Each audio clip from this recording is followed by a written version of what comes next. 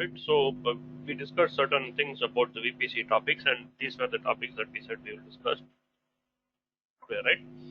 So security group versus access control list. What is NAT gateway or NAT instance? What is VPC peering? VPC endpoints, VPN, and flow logs, right? So we'll take this one by one. Okay.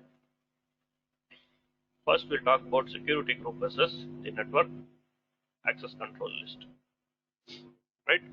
So in the previous class, we saw how we work with the security groups, right? So we had two instances, right? We saw that if you want to communicate from one machine to the other machine, you have to open the security group ports, right? From here we have to open outbound port. From here we have to open inbound port. If I want to SSH from this machine to this machine, right? So let us quickly go and create our two machines, right? And then we will talk about these things, right? So we will create one machine in the public subnet, one machine in the private subnet, right?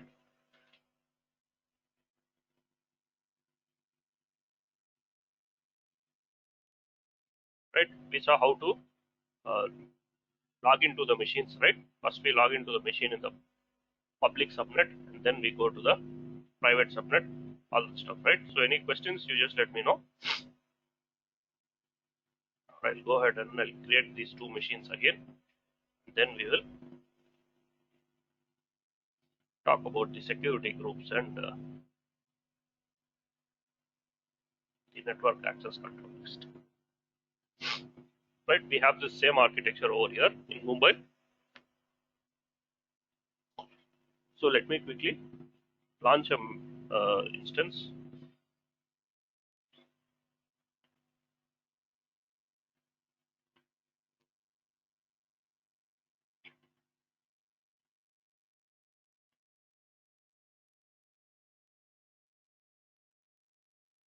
Right? Okay. So remember here I'm giving a public IP to my machine in the public subnet, right? We spoke about this. What is elastic IP? What is auto assigned public IP, right?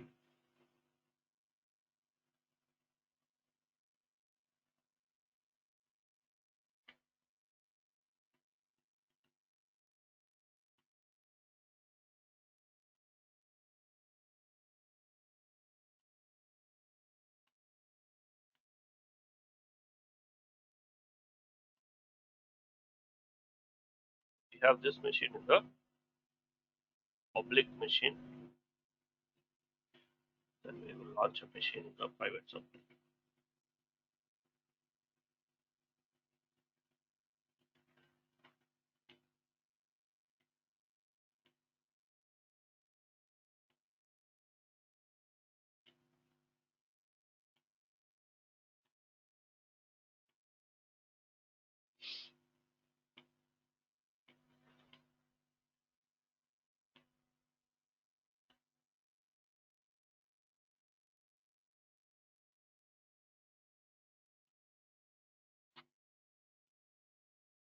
Okay. So let us go here. Let us go to the security groups.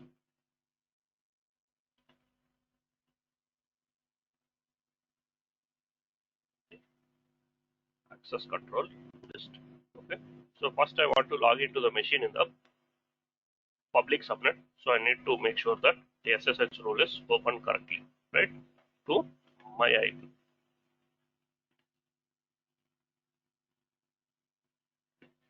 So now let me try to connect to the machine in the public subnet.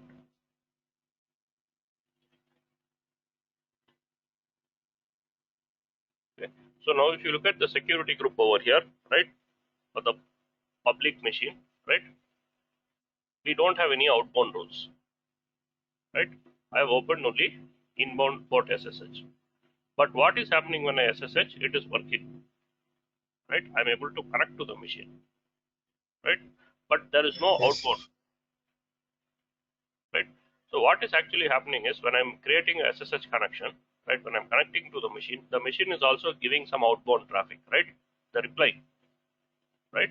It is communicating with me, right? So the reply traffic is automatically allowed. You don't have to explicitly allow that, right? If I want to SSH into this machine, I need to open the SSH port. I don't need to open outbound SSH to connect to the machine.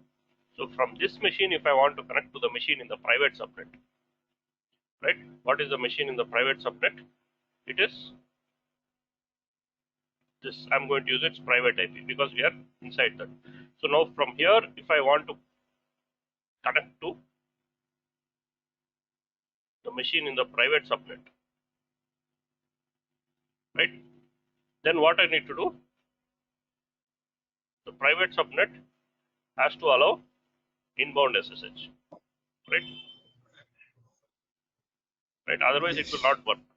Even though they are in the same Yes. VPC, it will not work. So I need to open inbound SSH. Okay. So let us go and say inbound SSH. From which source? I can put any source, or if I put my IP, it will not work, right? Yes. Because I am coming from that private machine, not from my IP actually, right? So I need to open something like this, right? I can say custom, and I can say I can put 10.0.0 the other machine's IP, right? So now it will allow SSH from this machine, or if I want to allow SSH uh, from any machine in the Subnet. public subnet, I can put the public subnet CIDR. Or if I want to allow SSH from the entire VPC, I can put the entire VPC CIDR, right? So depending upon how secure you want to keep, you can lock down, right? You don't have to open for everything, right? So I will open only for this one machine, let us say. So now SSH should work, right? But you see it is not working. Why is SSH not working? Outbound. Yeah, here we have not opened outbound. So from this machine, if Outbound. you want to go out, then only outbound you Okay. need to open. Otherwise, it is not required. So from this machine, I want to go outbound. Outbound what? SSH. Again, we should not open all ports, right? I want to say I will allow SSH from this machine to any machine in my VPC. Let us say maybe it's my jump box, right? So I will You say have to give like a private subnet, right? yeah, you can give Or that private subnet CIDR, or you can give the entire VPC CIDR, or you can give that single machine's IP. That is up to you. okay. I'm giving Okay. the entire VPC's ID because let us say this is my main jump box. That is, people connect to this machine. From this machine, they connect to other machines. So maybe I will open for the VPC. So these are different possibilities that are there. Right. So now I will be able to access it. Right. Okay, now I am in the machine in the private subnet. Right. Okay. Now let us come back to the machine in the public subnet. Okay. So now here you see that, right, we are able to control our traffic, right, by just managing the security groups. But remember, we have an additional layer of protection called the network access control list. So how does it look? What is the network access control list? Right? Let us quickly talk about this.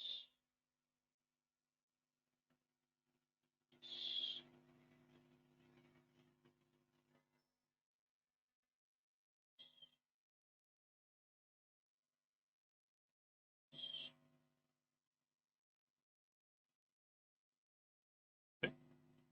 So I think we spoke about this, right? Yeah.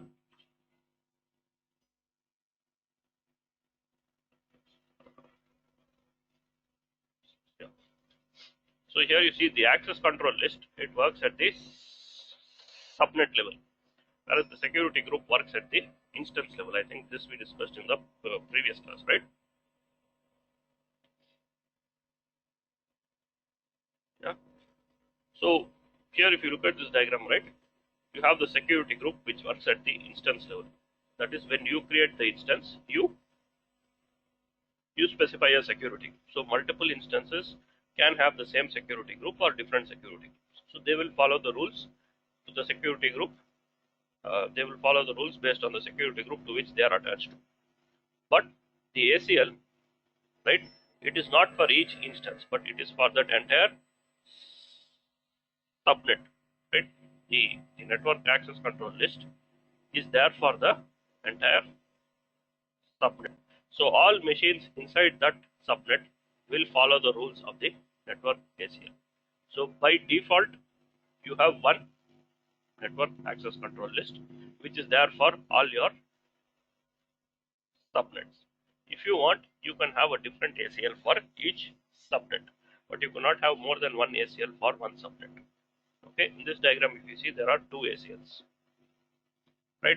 Can be ACL1, ACL2, or both can be the same ACL, which is what in our case, right? We have the same ACL for both the subnets. If you go here, you will have a default ACL and it is assigned to associated with both the subnets, the default ACL that comes along with your VPC. You cannot remove this. Okay. So what does the ACL have? It also has inbound and outbound rules. Okay. It also has inbound and outbound rules, but here the rules are in order, right? They have a rule number and they can be allow or deny. Whereas in security group, all the rules are allow, right? In the security group, all the rules are allow, right? If you specify something, which means you are allowing it. If you don't specify it, it blocks. But ACL is not like that. Okay, ACL is you have to explicitly allow or deny. So in the default ACL, all traffic is automatically allowed. That is the default rule, which is why for us it is working by just controlling the security. Right? I think I gave you this example of like how the security group is like your the watchman. Right? Do you guys remember? Or have I not taken the topic? Just let me know.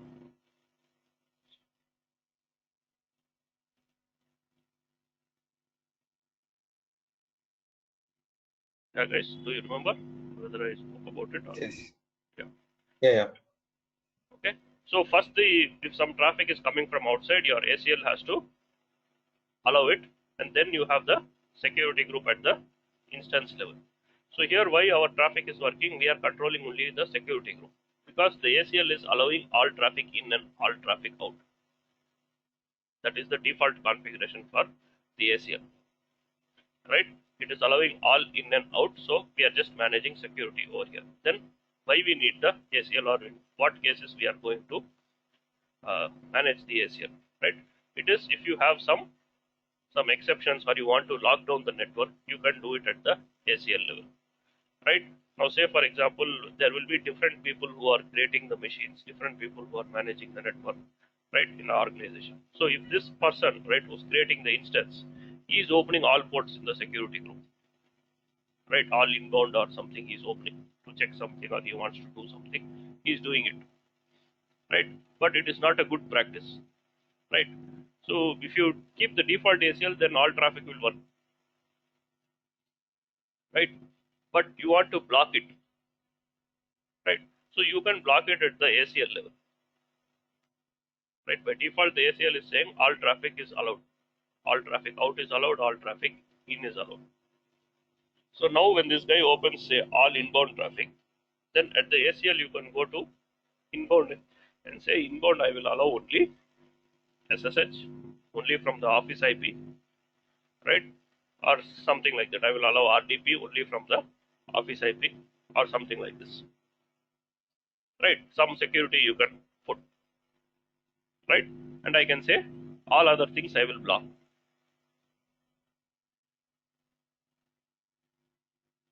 right? So in the security group you can, sorry, in the ACL you can allow or deny.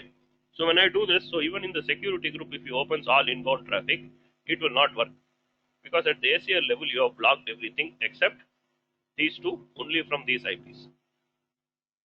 Or let us say you have hosted some application on your instance, some Tomcat machine or something, right? Some server or something, right? You want everybody to connect to that machine, but you want to block a specific IP because you are getting a lot of bad traffic from it. So how can you do that? So you want to open the port 80 for all traffic except a handful of IPs or something. Then how can you do that? Security group you cannot do that. Security group you can only say open port 80 for all. or you can say port 80 for a particular group of IPs. You cannot say block, because anything you specify in the security group is allow. So this you can implement at the ACL. So in the ACL you can say block this IP. Okay, because first it has to cross the ACL and then only come into the machine, whether it is inbound or outbound. Outbound means even if your security group allows all outbound traffic, then it will go to the ACL. So in the ACL you can say, I will not allow all outbound traffic, I will allow only certain traffic. So you can control that at the ACL. Right? Now let us take the same example. Right? So here I have security group, I am allowing SSH. But at the ACL, if I go to inbound and I say edit and I add a rule, right? And I say, let us say SSH.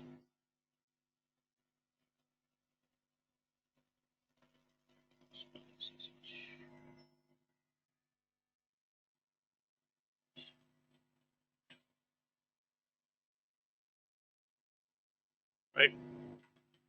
Now I can put like what is my IP. Right?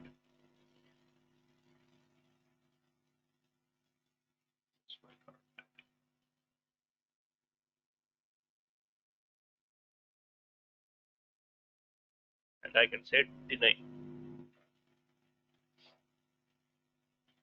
Now if I try to SSH, see I've already lost the connection. Okay. Now if I try to SSH to the public machine, it should not work.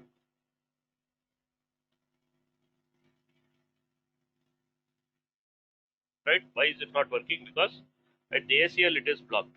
So ACL, what I'm saying, the first rule says to deny traffic from this source if it is coming on port 22. Does not matter what the security group is saying. Security group is coming after this.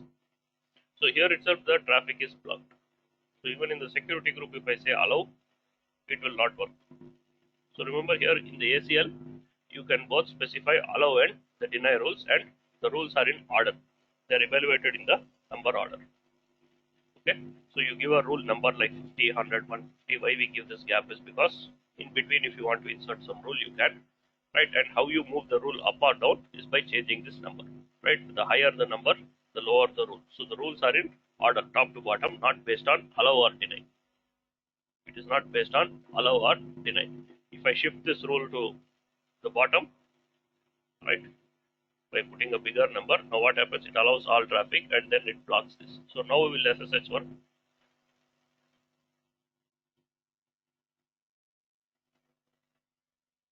Yeah, now SSH will work. Why it will work? Because the rule on top says allow, the first rule. Right, so the rules are processed in order. Okay, in the ACL, in the security group, there is no such order because everything is allow rules. Whatever are there, it is going to evaluate everything and allow it. Same thing for outbound. So now in the security group, say I'm allowing outbound all traffic.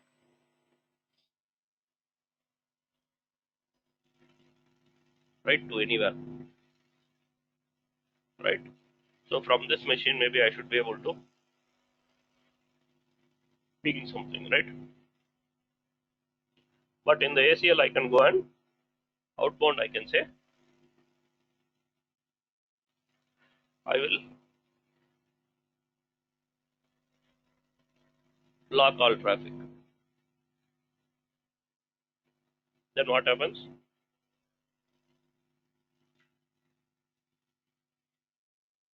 Right, you see even SSH is gone. Maybe stop seems. So it's not only ping, even SSH is gone. Let me try to SSH again.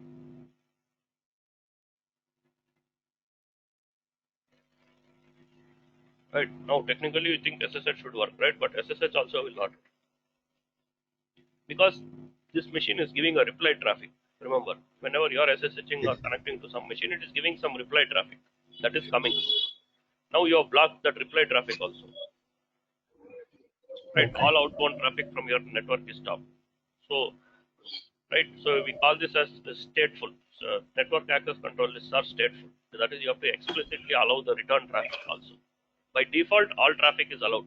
Right, normally the rule number 100 says allow all traffic. That is why everything is working for us. and we are able to just manage with the security group, which is what a lot of people do. But some cases you want to lock down the network, right? You want to make it more secure, you can play with the access control list, right? So now if I deny outbound traffic, right, deny all outbound traffic, then you will not even be able to connect to the machine because the return traffic from the machine is not being allowed, right?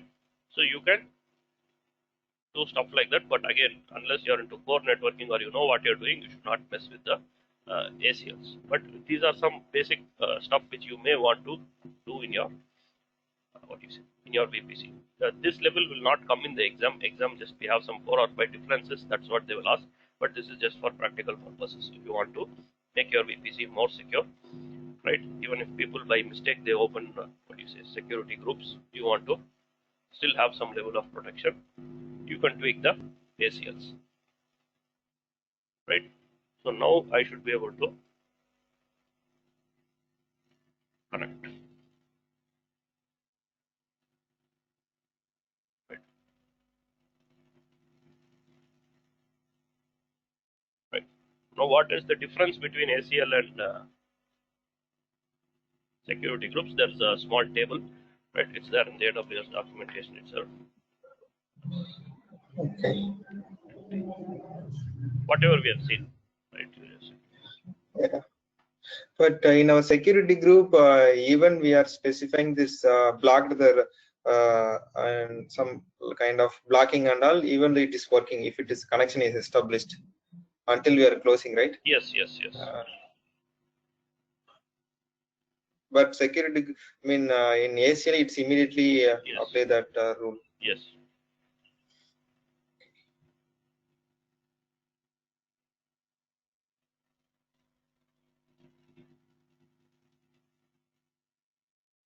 I'm just trying to open the documentation from AWS. Someone VPC.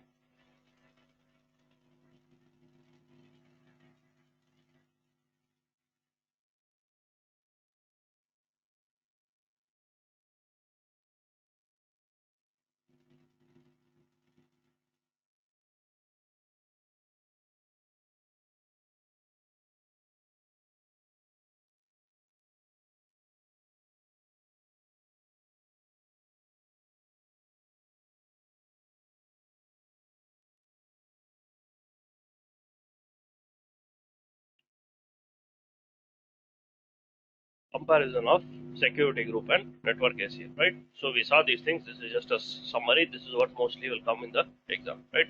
So the security group, it operates at the instance level. ACL operates at the subnet level, right? So in the security group, you have only the allow rules. You cannot explicitly block any traffic, right? Whereas ACL, you can both allow and deny, and the default is everything is allowed, which is why we are just able to manage it by using the security groups, which is what a lot of people do. But if you want to, you can go ahead and play with the ACLs, right?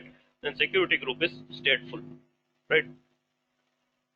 This is the correct technical term, right? Stateful means the return traffic is automatically allowed, regardless of any rules. That is, if you say allow inbound SSH, the return traffic on that SSH will be allowed. Whereas ACL is stateless, that is, the return traffic must be explicitly allowed by the rules, otherwise it will not work. Right, in security group there is no such order, right? All rules are evaluated and then it is going to allow the traffic. If the rule is not there, it will block it. There is no specific order because everything is allowed, right? Whereas in the ACL, you have a order, right? They are processed in order, with the lowest numbered rule being on top, right? Whether to allow or to block the traffic. It does not depend on allow or deny. It depends upon the rule number, right? And then security group is, it applies to the instance only if you specify it while launching the machine, right? So you have to specify the security group for the instance, whereas the ACL is automatically applied to all instances in that particular subnet. So it is like they call it as an additional layer of defense. That is, like I said, if the security group is too permissive, right?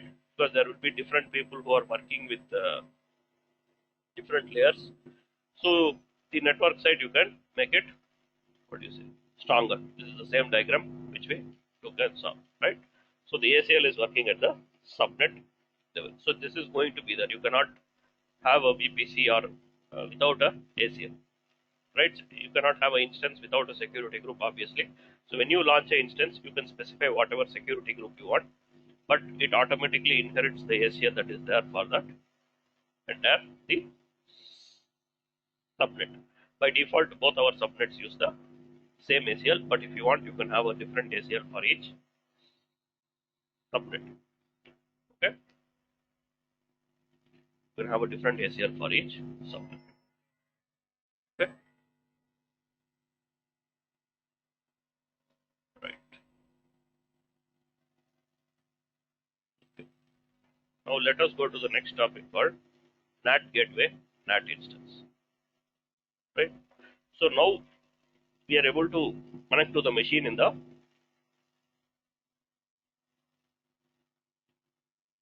public subnet, and we are able to, from there we are able to SSH to the machine in the private subnet, right? So let me go ahead and here in the machine in the private subnet, let us check the security group rules, right? So in the private subnet, outbound no traffic is allowed. So let me go ahead and allow all traffic,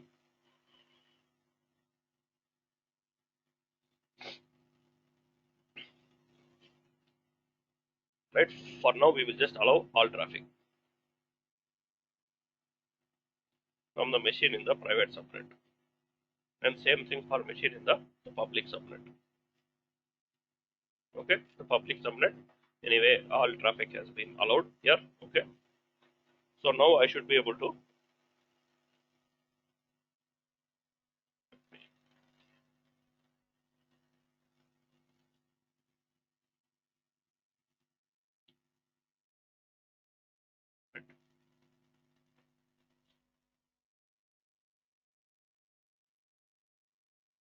right? So I'm able to go out from the public machine, right?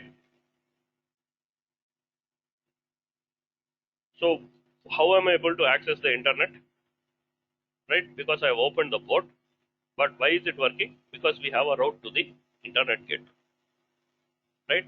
From the machine in the public subnet, I am able to go out to the internet. Obviously, let us assume we have opened the security group port rules, and it is able to reach the internet.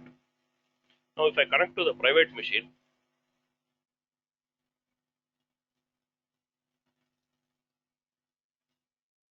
right? What is the private machine sign?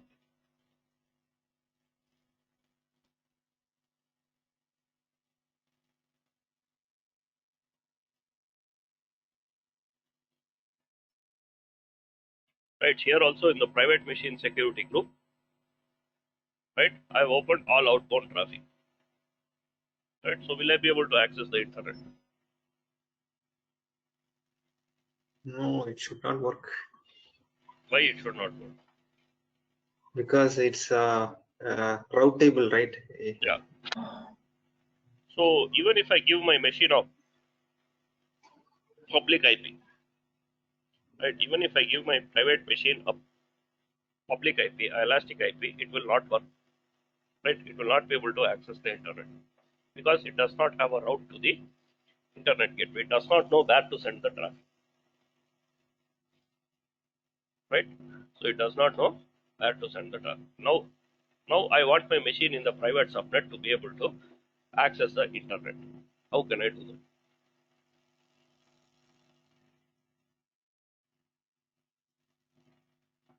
Right? For some reason, you want your machines in the private subnet to be able to access the internet, but from outside you don't want to allow any traffic to come into your machines. So if I go and add a rule over here, right, which says, say, let me remove this, right. So if I come here and if I add a rule that says 0000 internet gateway, then what happens? This becomes a Public. public subnet. We should not do that. We want it to remain private, but we want the machines in that subnet to access the outside world. For what, you may ask? So now say for example it is a DB server or something, right? so which needs to get Yes, some yes. updates from the internet, or maybe it needs to do some email functionality outbound, right? All this is the machine is initiating.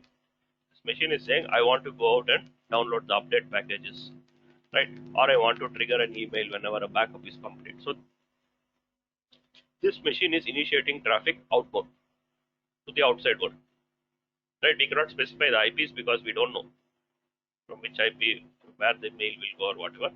So let us say it wants to go outside everywhere, right? On a specific port. Maybe you don't want to download updates, but only email functionality you want to use. So you can open the email port. Or if you want to download updates, you want to access the internet, you can give access on port 80 and 443. So that this machine can go outside to the internet, but from outside nobody should be able to SSH or connect to it. So how do you do that? So in order to do that, you need Anything? something called, Do you have like port forwarding like that? Anything like that? yeah, we don't, I mean, you can do port forwarding if you want to, but that is not, we do something called NAT. It is also something like port forwarding, right? We do something called NAT. It is, so think of this like your home network, right? At your home, what do you have? You have a Wi-Fi router, right? And then you have your machines connected to it, right? Either over LAN or the Wi-Fi, whatever. So this part of your network is the LAN, right? And your ISP is connected over here on the other side, right? The public side, right? You connect your ISP cable to the WAN port, right? Which is in a different color usually, right? You will have 3 or 4 LAN ports, and you will have one port on which you are supposed to connect your ISP cable. If you connect it on any other port, it might not work, right? So on one side of your router, you have the public, and the other side is your local or the LAN or the wireless LAN. So all your machines, right? They have only private IPs. Your machines don't have a public IP, right? But how are you able to access the internet, right? So you are able to access the internet, but from outside people cannot connect to your machine, right? Unless you open the TeamViewer or something. That is, you have to initiate that inbound also. Simply people cannot connect to your machine because you don't have a public IP, right? But how are you able to go out, right? All these machines are able to access the internet. There is only one public IP that is sitting at the WAN side, provided by your ISP, and it may not be what you say constant. It might change if you reboot the router or something. It might change, but it doesn't matter. How is it working? Because what your this router is actually doing is it is doing something called NAT, that is the network address translation. Even though we call it a router, it is not doing much of any core routing. Its basic work is to do this NAT, to share the internet connection. So what is this NAT actually doing? It maintains a table. This is just in general NAT. This is not nothing to do with AWS, in general anywhere. So it maintains a table or something. What is this NAT is actually? So something it will have like source IP, source port, right? The destination IP, the destination port, right? So it maintains this table. So from this machine, let us say this machine is 101, this is 102, 103. So if both 101 and 102 are going to Google, right? So the reply from Google will come back to the Wi-Fi router. This router is what forwards the appropriate packets to the appropriate clients, right? So when the traffic is going out, Google will see your this public IP. So it replies back to that. So this is like the courier in between for the internet traffic. Locally, you can communicate between these machines, right? You don't need internet connection, right? But if you want to go out, it has to do something called NAT, because you have only one single public IP. Multiple people are using it. Multiple devices are sharing that IP. So how does that happen? So when you send a traffic from this machine or this machine, Google will still see the same public IP. But what happens is your machines, right? They open up port also for outbound communication. So your source IP will be, suppose this machine 1 is going to Google and machine 2 is going to Google. the machine source IP will be something like 101. Here it will be 102. Here it will open some port, something like this. Let us say, right?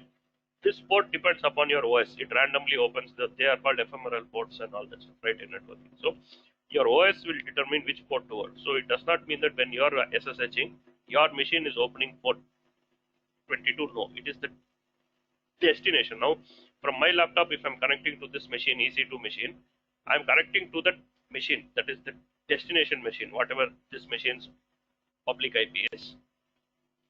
What is this? 66.235. Right? 66.235. Destination port is 22, not the source port. So now from another machine in my network, in my LAN, I can connect to this same IP, 66.235, on the same port, 22. But how does it know which traffic to send where?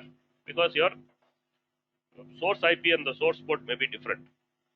So it knows if this guy is SSHing, his session is coming on in this track, this guy's session is coming on this track. So it will not interchange. That is maintained by the Wi-Fi router. This is what is NAT. So if I open maybe on this machine and I show you the correct open connections, right? So my machine's IP is 103, I think. Yeah, this machine's IP is 103, right? So here you see somewhere I would have connected to SSH, right? Here you see my source IP, source port, right? SSH connection has been established to this machine, right? So all this information, right, from multiple machines, if I have different machines in my LAN, right? So this Wi-Fi router, right, it does this work. It maintains the record of from which IP what traffic is coming and where it is going, so that it can send the return traffic back to them, right? But nobody can connect to my machine from outside unless I explicitly allow them by installing TeamViewer or something like that, right? So that is what basically is NAT, and similar thing you need to do in the VPC also, right? So these machines are like in your private net. That is, these private subnet machines are, think of it like the machines in your home. So now what you need to do is, if you want to keep your subnet private and you still want to allow connectivity to the outside world, then what you can do, you need to add something called the NAT gateway, right?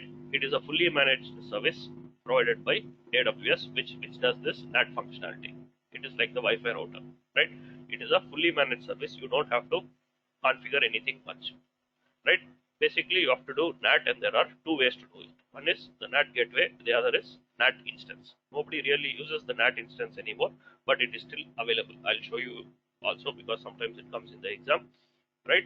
So to do the NAT functionality, you have two options in AWS. One is the NAT gateway and one is the NAT instance. Both do the same stuff, but how how it is provided is different. So this NAT gateway is a fully managed service by AWS, right? You don't have to install or configure anything. It is like the Wi-Fi router at home. What you do, you buy it, you plug it in, it starts working, right? You just put your IP address, your username and password maximum, right? The WAN side, right? So it is pretty easy to plug and play. Whereas what is a NAT instance? It is a virtual machine which performs NAT. So at your home, instead of buying a commercial, easy to use a Wi-Fi router for NAT, you can put a server in your home, right? You can put a server, you can install a software firewall appliance or something, have two NIC cards, right? One connected to the ISP, the other connected to your local switch, right? And then you can have your machines connected over here. Your internet will still work, right? Something like Astro firewall or something, right? There are a lot of software appliances available. You can put a CPU, a machine, right, a server, and still your internet connection all will work. But we don't do this. Why? Because it is a lot of work, right? You need a machine, you need an operating system, you have to install this software, you have to configure it, all that stuff. It is headache. For us, it is easy to use a plug and play Wi-Fi router, Just connect the ISP cable on the ISP side, and you connect your LAN on the LAN side, and you just put some basic your username password in the Wi-Fi router, and it starts working. You don't have to configure any other software or any other core networking stuff. You just give your the Wi-Fi username and password maximum, right? Right. The same thing you can achieve by putting a server in between and do this. Probably in your office they do something like this, right? At your company they don't use your home grade the Wi-Fi routers and all that stuff, right? So they will have a big router like from Cisco or something, or they might use a software appliance, right, for the networking part, right? But they are doing the same stuff, because if you use your home router at office, right, I mean it will work, but it cannot handle the load, right? It cannot handle the load because they are designed to handle like 6 to 10 devices, not more than that, right? At your office, if 100 people are connected to the router, they might get IP, but if 100 people try to access the internet or the network, the router will hang. You have to reboot it. So it is not possible because it has very less, CPU and RAM. It cannot handle much load at the same time, right? So you use some enterprise grade, uh, devices which have good CPU and good RAM and the backplane and all this, right? Okay. So first we will see the NAT gateway. Then we will come to the NAT instance, right? So the NAT gateway is a fully managed service. You just have some two basic, options or values you have to keep in mind, right? So this NAT gateway, uh, one is you have to make sure it is in the public subnet, because if you keep it in the private subnet, it will not work. So at your home, where do you connect the Wi-Fi router for internet access? You connect it on the WAN side. If you don't connect it, your internet will not work, right? But still these machines will be able to talk to each other, even if you don't have the WAN cable, right? But if these machines want to go outside, then you have to make sure your Wi-Fi router is connected to the ISP, which is the public side, right, on the proper port. So same thing here, how you do that, right? When we create a NAT gateway, we place it in the public subnet. We place it in the public subnet, and it needs a public IP. That is, it needs a elastic IP. Otherwise, this NAT will not work. You can place it in the private subnet also, but it will not work, right? So those are the only two options you have for the NAT gateway, which you have to follow, right? So now let us go to NAT gateway and create it. So you have to remember, NAT gateway is not there in the free tier. Okay, so it will cost you money. So for the NAT gateway, they charge you per hour plus the amount of data processed, right? How much data is going through it, right? Those are the two things for which it is cost, and it is a fixed price, right? So much per hour and so much per GB of data processed or data transferred, right? It is not there in the free tier. So the minute you create it, you are charged for 1 hour. So I'm creating a NAT gateway, and you choose the subnet in which you want to place. So you can place it in any public subnet that you have. In this case, we have only one public subnet. If you have multiple public subnets, you can place it in any public subnet. Okay, but it has to be in a public subnet, and it needs a elastic IP.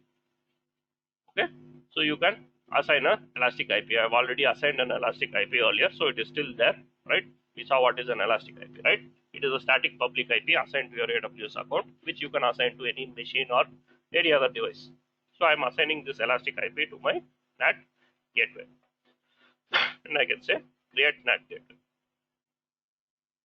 right? So now I have created the NAT gateway. It will take a couple of minutes for this to be available, right? So it will pick up a private IP from your that public subnet range, and it will have a elastic IP that we gave, right? It is still being created. So this NAT gateway, you cannot do anything, right? You cannot log in, reboot, all that stuff, right? You create it in the subnet. If you don't want, you delete it. You can't do anything. It has no other actions, no other options, right? So the NAT gateway does not have any security group or any such thing. Right? If you want, now they have this additional monitoring stuff, right? You can see how many packets are going out, how many bytes, just those things, right? But as such, you cannot log in, reboot, right? It is a fully managed service by AWS, right? AWS takes care of how it works or how it is created, all that stuff, right? So it does not have any security groups, inbound, outbound rules, no such thing. It allows all traffic outbound. So now let us see how it works. So now I am in the private machine, right? It is allowing all traffic outbound, right? Let us see if it is working, right? Still traffic is not working. Why is it not working? Right? Now the NAT gateway is available. It is ready, right? But you see still traffic will not go out. Why is the traffic not going out? We have to map with route table. Yeah. This is not good. So still the route is not there. So if you put the NAT gateway, does not mean it will start working. You have to specify the route, because in the exam this type of question you will get, right? So we have some machines in the private subnet and the public subnet. We have added the NAT gateway in the public subnet. Still traffic is not going out. So one thing is, obviously the machine has to allow the outbound traffic. So say security group is allowed, but still traffic is not going, means you have not added the route. The route is missing. So you have to say the traffic going to 000 should go through the NAT gateway. If you say internet gateway, the meaning changes. It changes to a public subnet. But if you say NAT gateway, it is still a private subnet, right? So you need to update the route table. So after creating the NAT gateway, it will automatically show you that you please update the route table. I just closed that warning message, but you would have seen that, right? You can go back a few minutes and check, right? It would have shown that warning. Okay. So what I need to do, I need to go to the route tables, right, for my private subnet. That is my private route table, and then I can go to the routes and I can say edit routes, and now I can say you go through the not instance, not internet gateway, but NAT gateway, and it will show your NAT gateway over there, right? Now if you see, I will be able to go to the outside world. That is, your machine has to allow the outbound traffic, right? Now from here I can say,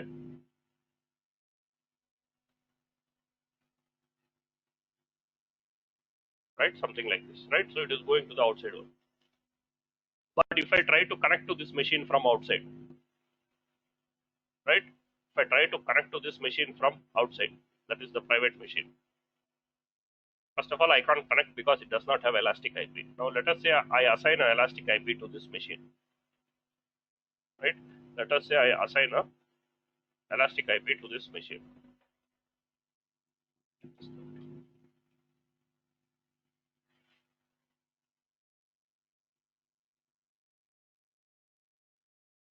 Right? Let me take this IP and allocate it to my machine, to my private machine.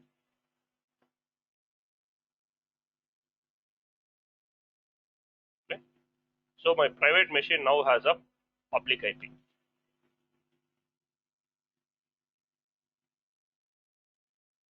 Alright, so let me try to connect to this machine. Right? Inbound security group, it is allowing, right? It is allowing SSH. So let me go and say, let me put all traffic, pay only SSH. Let us put all traffic from anywhere.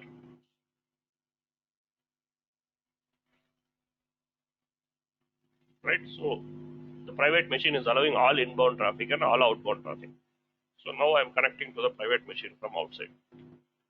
Right? But it will not work. So the NAT will allow only outbound traffic. It will not allow explicit inbound traffic.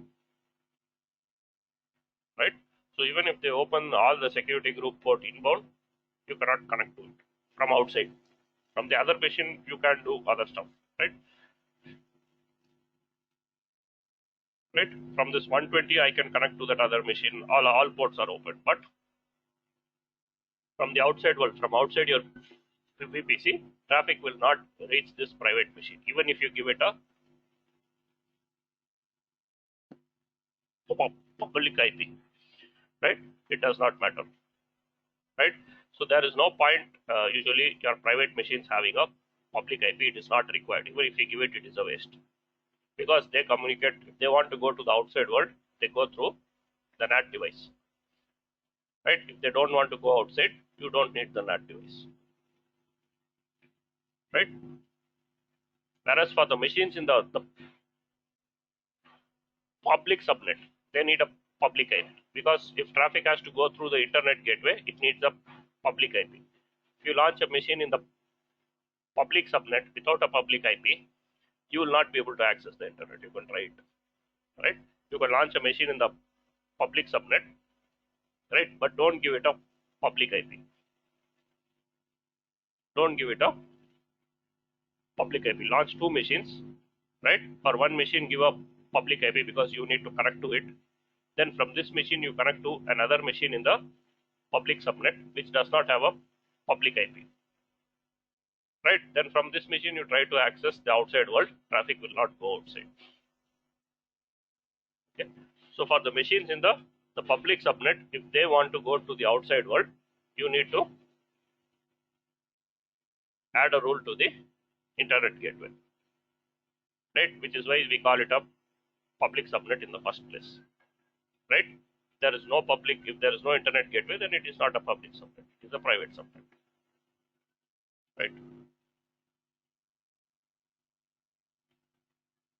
Okay, so that is the NAT gateway. So it was very simple, right? You just say create NAT gateway, make sure you place it in the correct subnet, that is any public subnet, and make sure it has a elastic IP. These are the only two options, and then your machines should be able to go outside, provided you add the route table and your machine security group ports allow the traffic. Simple, right? Now let us talk about the NAT instance, right? Let us talk about the NAT instance. So NAT instance also same thing. It has to be over here, the public subnet, and it needs elastic IP, right? Instead of gateway, it is an instance. Same thing, you have to update the rule. Instead of saying NAT gateway, you put the NAT instance ID, or it is technically the interface ID, elastic network interface ID, right? So how do you create the NAT instance now, right? NAT gateway hardly took us 2 minutes to create and 2 minutes for it to become available, right? So how do you create the NAT instance, or what is a NAT instance? So the NAT instance is a EC2 instance. First of all, it is a special Amazon Linux EC2 instance on which that NAT functionality is already pre-configured for you, right? It is provided by AWS. You don't have to do anything as such. It is a virtual machine, right, with this NAT functionality configured in it. If you know how to do it, you can do it yourself, but we are not going to go into that. All that is core networking stuff, right? We are not interested in that.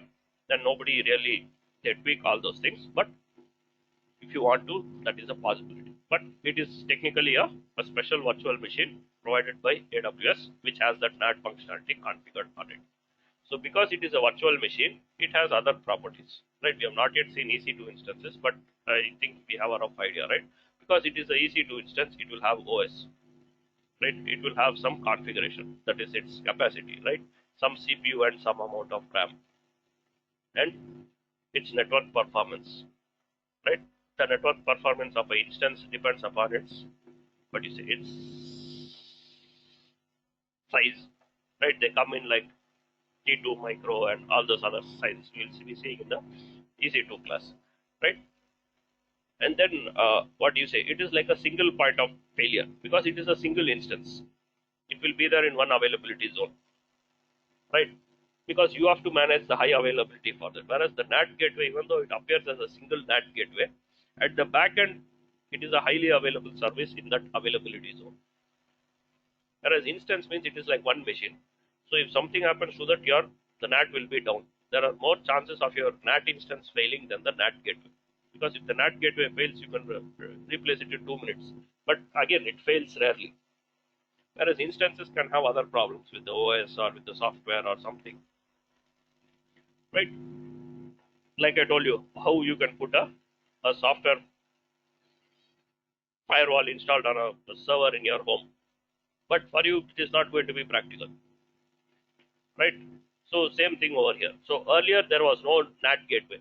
I think prior to 2014 or something, there was no NAT gateway. It was only NAT instance.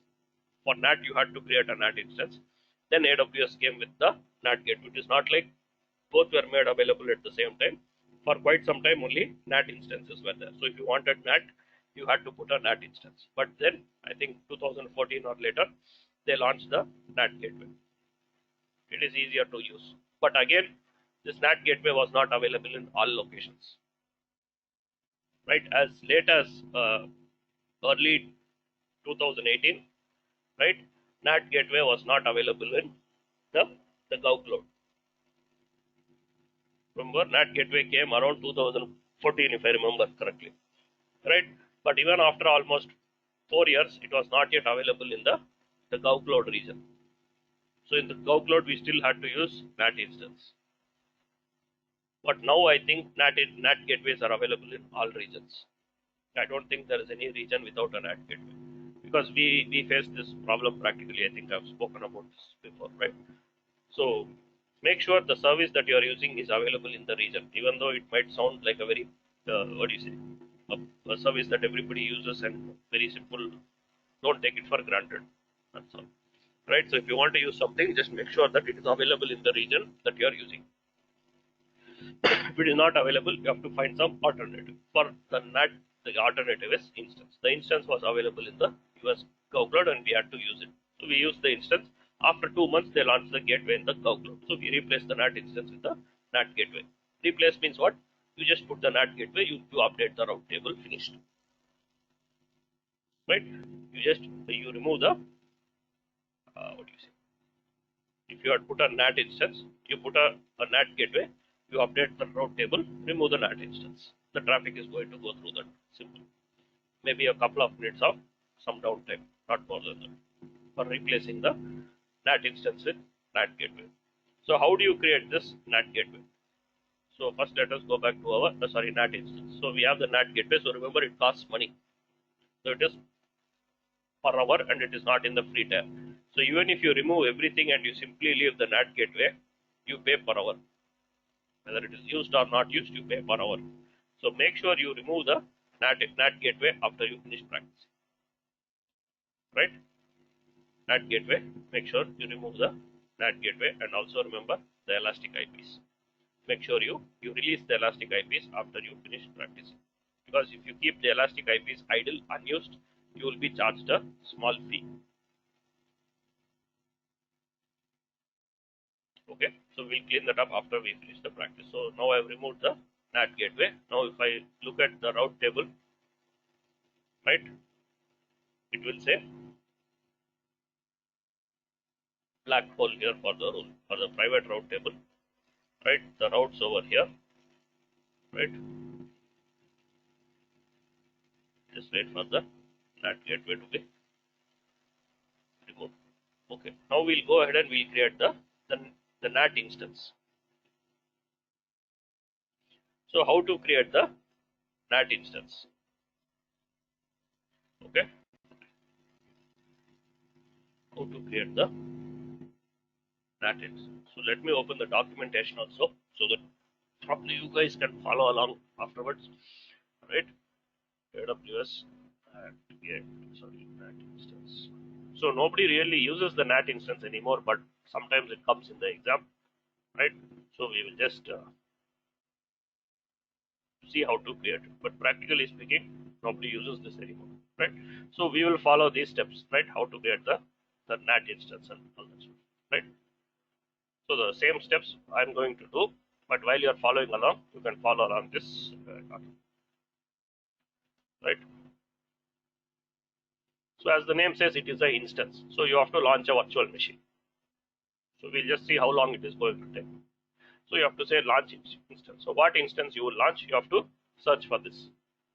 Amazon AMI NAT VPC, and go to the community AMIs and you choose one of them. Right? Usually choose whatever is on top, the first one. All these are also NAT. but choose the one on the top, right? So we will choose this, right? So here you have to configure. It's like launching a virtual machine, right? Its instance type, where you need to place it, all that you have to specify. So I'm choosing T2 micro. So if you see the network performance, it says low to moderate. Okay. Now you go to the next step. So make sure here is where you place the machine.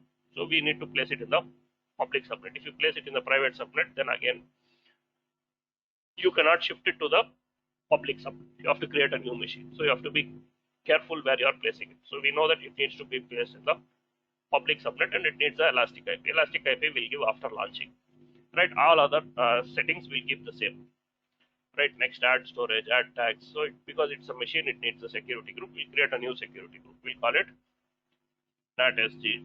I'll just call it 2. I think I already have a NAT security group, but I'll just call it NAT-SG2, and I'm allowing SSH into that machine, or I don't need also. Let me remove this SSH role also, because I'm not going to log into the machine at all. It's not required, right? So let me go ahead and launch the machine.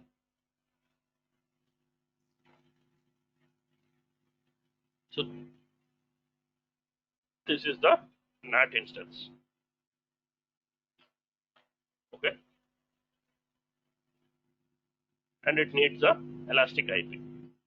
So let us go and assign it a elastic IP. So the NAT gateway has been removed, right? The route table, if I come here, it will say black hole.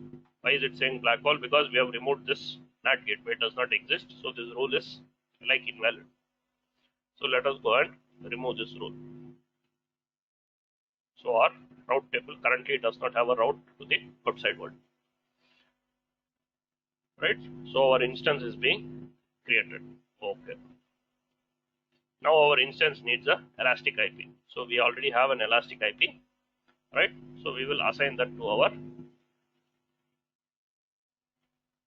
NAT instance, right? So we say associate address, we associate it to our NAT instance. So you see so much configuration we have to do, right? We have just started off, still some more is there, right? The private machine, like I said, it does not need a public IP. So let me clear that off, unnecessary disassociate address. Then to release the address, don't just keep the IP address with you, it will cost you money. Okay, so now our NAT instance has the public IP, right? And it is in the public subnet. Now what I need to do, now I'm in the private machine. If I try to access the internet, will it work or not work? Right, sorry, 120 is the public machine. Okay, now I'm in the private machine. Sure. See, it is not working.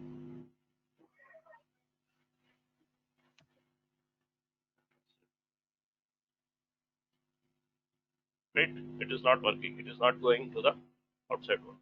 Why it is not going? First of all, we have not updated the route table. We just created the NAT instance. So now what I have to do? I have to add the route, right? The traffic going through 0000 should go through the, should not go through NAT internet gateway or NAT gateway, should go through the NAT instance.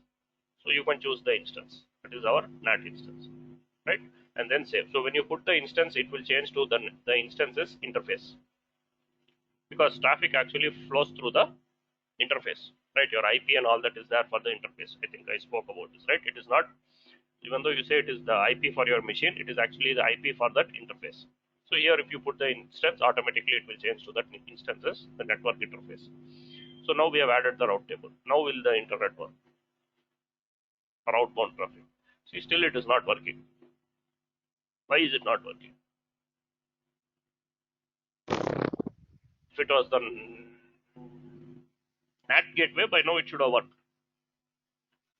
right? You created the NAT gateway, right? You added the route, and then you made sure your instance is allowing the traffic out through its security group. It is allowing, but now why is it not working? Need to mention that IP address in public network route table? No, the public network, it is already there, right? The NAT is in the public network. In security group, we need to mention here, Yeah, right? exactly. So because it is a NAT instance, right, it will Yes. have a security group. Your machine also has security group. Now what is happening when your machine is sending traffic out, right? It is hitting the NAT instance, right, out to the Yes. world, means it Okay. will, so here it is inbound. So here in you have to allow, right? And then from here it has to go out. So here out you have to allow, right? So it is not enough if you just create the NAT instance and you put it there and you configure the route table, it will not work, because this is an So, instance, it has inbound and outbound rules, and what your machines are doing, any traffic that is going outside anywhere, that traffic is actually not going out, it is going to this device. This device is forwarding the traffic outside, and it is getting the, again, the reply inbound. So again here inbound you have to open something like that. All right, so or here, Siddharth, yeah, uh, yeah, I have a query here. So whatever may be the case, it's mandatory to have uh, this security group and route table configured, right? yes, because it is an instance, it will have a security group, right? The So NAT whatever gateway, may be the case, correct. yeah, the NAT gateway does not There have is, any security group or anything. NAT gateway allows everything, inbound, outbound. You control at the instance or the ACL level, right? The NAT gateway itself, it does not have any security group or anything. It is like the Wi-Fi router. You just put it there, it will allow all traffic.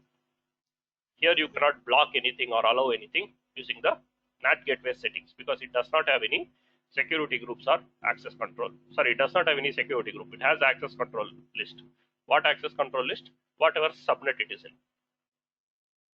right? So whatever is in this subnet, it will follow its ACL, right? If your NAT gateway or instance is in public subnet, whatever ACL has, it will follow that. But it does not have security group. Whereas yours, if it is a virtual machine, it will have a security group, right? It will have a security group, right? So whatever you place in the subnet, if it is a NAT gateway, it will not have security group. It is directly going like this, right? Traffic is going like this and going out. But if it is an instance, then your traffic is going like this. So here also you have security group, here also you have security, right? So from your instance, whatever traffic you are sending out, it is actually reaching the NAT instance. The NAT instance is sending out. So you have to configure the security groups in the NAT instance correctly. This is again headache.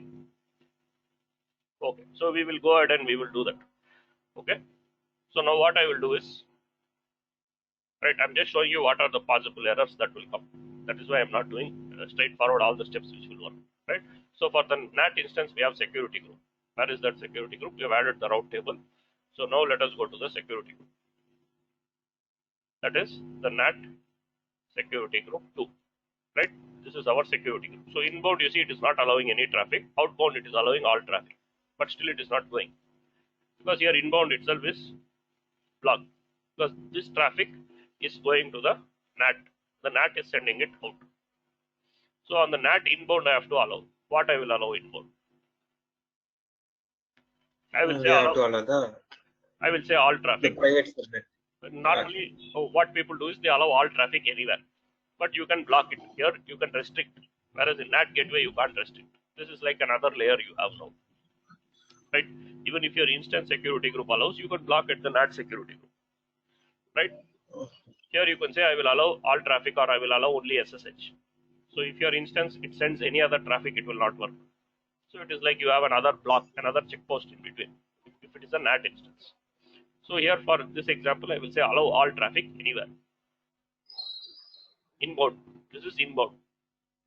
Outbound, all traffic is allowed. Now if I remove outbound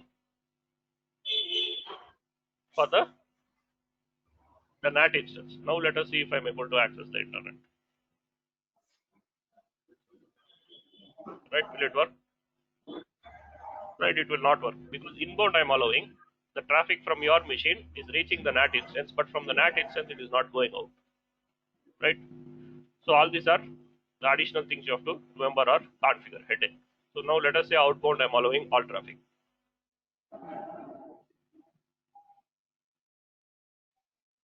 anywhere. Now will it work? Yes, it should work. Okay, even now it will not work. Why it will not work is because even if you do all this, there is one more setting that you have to change, otherwise that NAT functionality itself will not work. That is called the source destination check, right? For that machine, for that NAT instance, you have to go to actions and you have to go to the networking and you have to change the source destination check. By default, for all machines, this is enabled. What is the source destination check is? By default, AWS assumes that your instance, right, is the source or the destination for all traffic it sends or it receives, right? Because your instance is sending traffic for itself normally, right? So it is going to be the source for all traffic going out or the destination for the traffic coming to it. But whereas for the NAT, it is not like that. It is handling traffic for other machines. It is not sending only its traffic. It is handling traffic for other machines. So it is not always the source and destination for all traffic. It is acting like some forwarding agent, right? It is not the source and destination for all traffic it sends, right? So you need to disable the source destination check. Otherwise, whatever configuration we did now, it is of no use. It will not work. So only when you disable this and then you do all the other things, it will work. Now, if you go and check, it will work, right? Now you see it is going out to the internet and whatever, right? So you have to make sure you are configuring the security group rules properly, right? If you don't allow the traffic, then again it will not work, right? It will not work, right? So you have to make sure you're allowing the appropriate inbound, the outbound rules, right? First I showed you the rules so that you know that even if all the rules are in place, route is in place, it will not work unless you disable the source destination. Some people, they forget to do that and it will not work, right? So even if you allow all inbound and all these kind of stuff, whatever you did here, if the source destination check is not configured properly, then it will not work, right? You see it's not working because here outbound is not there. No, source destination check is enabled, but outbound is not there. So outbound traffic will not go. Okay, so here you have like another layer of protection, but nowadays nobody really uses this because it takes time to configure and it is not a highly available service. Okay. But if you want, you can use it like an additional layer of protection, but again nobody goes so much these days. Okay. So this is the NAT instance. So what is the difference between both these? What is the difference between NAT instance, NAT gateway? Again, this is just what do you say, a summary. So the steps are given here. Whatever I did, you can do in whatever order you want, right? You have to create the instance and then you can update the route table, or you can first disable the source destination check, which is what is first recommended to do, right? First disable the source destination check and then you go and update the route table and the security groups. I did it in the other way around, right? I created the instance, I configured the route table, then I modified the security group. Still it was not working. Why it was not working? Because source destination check was not disabled. So basically you need to do these 4 steps, right? Use the correct AMI, make sure you are putting it in the public subnet with the elastic IP, make sure the security group rules allow the appropriate traffic, right? So I opened all ports, so you don't have to open all ports. If you want to allow only certain traffic out, you can open only those ports, but make sure you have to allow the inbound, because the traffic is coming into the NAT and then from there it is going out, right? So inbound, if you want to allow only internet access, right, that is you want your machines in the private subnet to only access the internet, then you need to allow only both these ports inbound on the NAT. You don't have to allow all traffic, right? Outbound, usually people allow all traffic on the NAT, but again, if you don't want to allow all outbound traffic, you can allow only both these ports for internet access or the appropriate ports, right? So you have a little more control over there. And don't forget to update the route table, right? Yeah, here you have comparison of NAT instance, NAT gateways, right? So There are a few attributes, and based on that we are going to compare. Simple. Okay.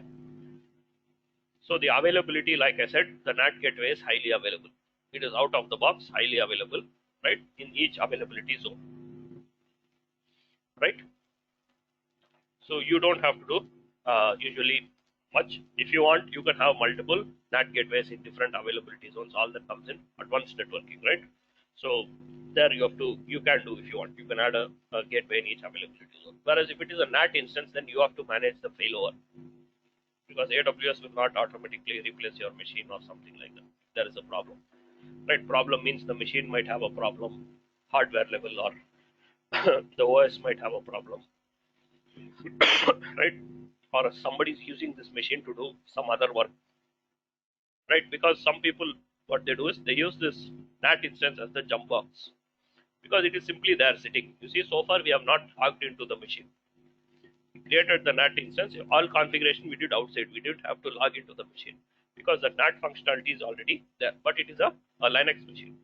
You can log into it, right? It is like any other Linux machine with NAT enabled. Now, if I want to SSH into this, I can SSH into this, right? And I can use this machine for other purposes also.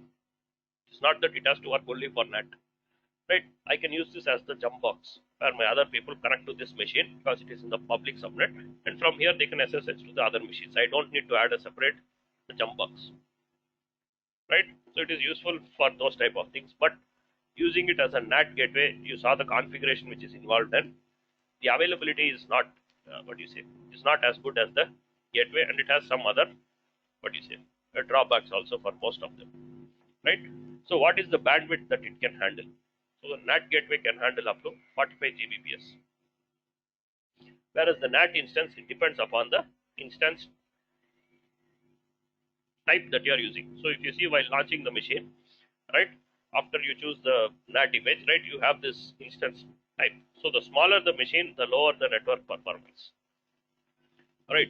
So if your VPC is handling a lot of traffic, then it might be a bottleneck, right? There might be higher latency or slow connectivity issues if you use a NAT instance. That is, you have to increase the instance size. If you increase the instance size, the price goes up, because here the price is based on the instance type and storage also, right? Because it's a server, it has storage. You have to pay for the storage also. If something happens to the storage, your server is down, right? Your NAT instance is down. Whereas NAT gateway does not have any storage, CPU, or RAM that you can manage, right? They say it can scale, it can handle up to 45 Gbps, which is more than sufficient for anybody, right?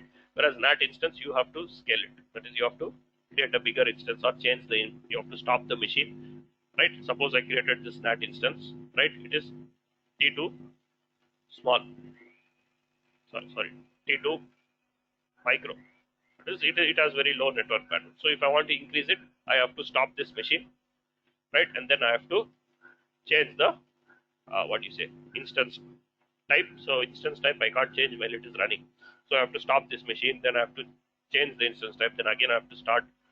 Then it will be on the new pricing because it's a bigger instance type. So all that you have to do. Whereas NAT instance, you don't have to do anything. It scales up to 45 Gbps and the cost is fixed. The maintenance wise, like I told you, you cannot do any maintenance. It is all handled by AWS. If it is an instance, you have to manage it because it has a OS and all that stuff. If you want, you have to manage the OS patches, software updates, all that stuff. The performance wise, the NAT gateway is optimized for NAT traffic, whereas the NAT instance, it is a general Amazon Linux instance which is configured to perform NAT. It can do other things. You can install your Tomcat or whatever, or use it as a jump box or whatever, but you have to be careful. You should not mess up the NAT related configuration, right? The cost wise, it is a fixed cost, right? It depends upon the number of gateways you use, the number of hours you use, and the amount of data that you send through the NAT gateways. In the instance, you pay for everything, but the price depends upon the instance type and size. right? It is not a uniform cost, right? The NAT gateway has a fixed cost per hour, right? Whereas here it is not a fixed cost, it depends upon the instance type, and apart from that, number of hours and how many you have, and the data transfer. Anyway, you pay for data transfer, right? So the type and size, I told you it is uniform. You cannot increase or decrease the NAT gateway size. It's a uniform offering. Here you choose the instance type based on the workload or how much traffic you are going to process, right? Again, it might be a headache, right? So both need a elastic IP and both need to be in the public subnet. That is common, right? Otherwise, the NAT functionality will not work. And private IP, obviously they need a private IP. They can pick it up from the DHCP, or you can assign a private IP, right? For the NAT instance, you can specify the private IP, whereas for the NAT gateway, it picks it up automatically from the subnet's IP range, right? Security group, I told you NAT gateway does not have anything, right? No security group. You cannot control inbound or outbound access at the NAT gateway level. Whereas the NAT instance, because it is an instance, it will have a security group. Because it has a security group, you can control what traffic to allow, and you have to open the appropriate ports. Otherwise, it will not. Right? The ACL is there for both. Right? So remember, ACL works at the subnet level, not at the instance level. Because so now the ACL applies to both. If you have some traffic blocking in the ACL, then the NAT also will not do. Right? So if you are tweaking your ACLs, make sure that right the NAT gateway traffic is allowed. Right? We'll come back to flow logs and all those things later. Right? It's applicable to both. And one additional feature is if you want to do some sort of port forwarding and those stuff that you can do on the NAT instance, you cannot do it on the NAT gateway, because the gateway you can't log in or do anything. It is just a service provided by AWS. Sorry. Yeah. And then it can be used as a Bastion server. The NAT instance can be used as a Bastion server or the jump box. AWS calls it the Bastion server, or what we call it the jump box. Like I said, because it's a machine which is simply sitting doing only NAT, you can use it for some other small purposes like a jump box or something like that. Right? So these are the main things. One other advantage is, right, for some people, right, for some small environments or like a development environment or something, which is not always on, then maybe for them that instance may save some money because they can switch it off when not in use, right? They can switch off the NAT instance when it's not in use, but not many people really do that these days, right? Not many people really do that, but because it is an instance, you can switch it off when you are not using, but you still pay for the storage. Sorry. Okay. So because it is an instance, it can be switched off. It's not there in the comparison, but it is one possibility if you want, right? Whereas the NAT gateway, you can't uh, switch off or do any such thing. Either it is there or it is not there. Okay. All right. Okay. So next we'll talk about VPC peering and these things, right? Okay. So we'll take a small break, guys. We'll catch up at 9:45, 15-minute break. Okay. Okay. Okay. So let us resume. Okay. So one more quick thing that with respect to the NAT gateway and NAT instances, right? We have something called the egress only internet gateway, right? Or EIGW. So if you go over here, right, you have something called egress only internet gateway. What is this egress only internet gateway? It is similar to NAT,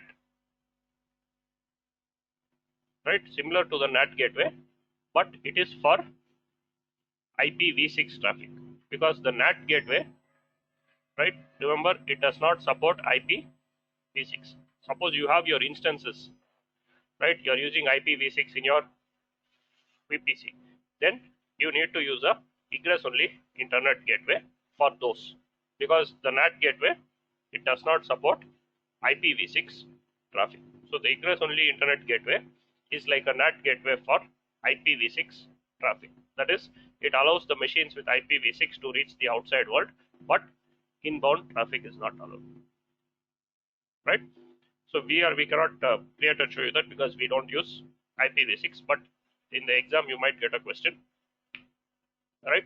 For IPv6 traffic, the NAT functionality, right? You need to use egress only internet gateway, not the NAT gateway, because NAT gateway, it does not support IPv6 traffic, and all IPv6 are public IP address, right?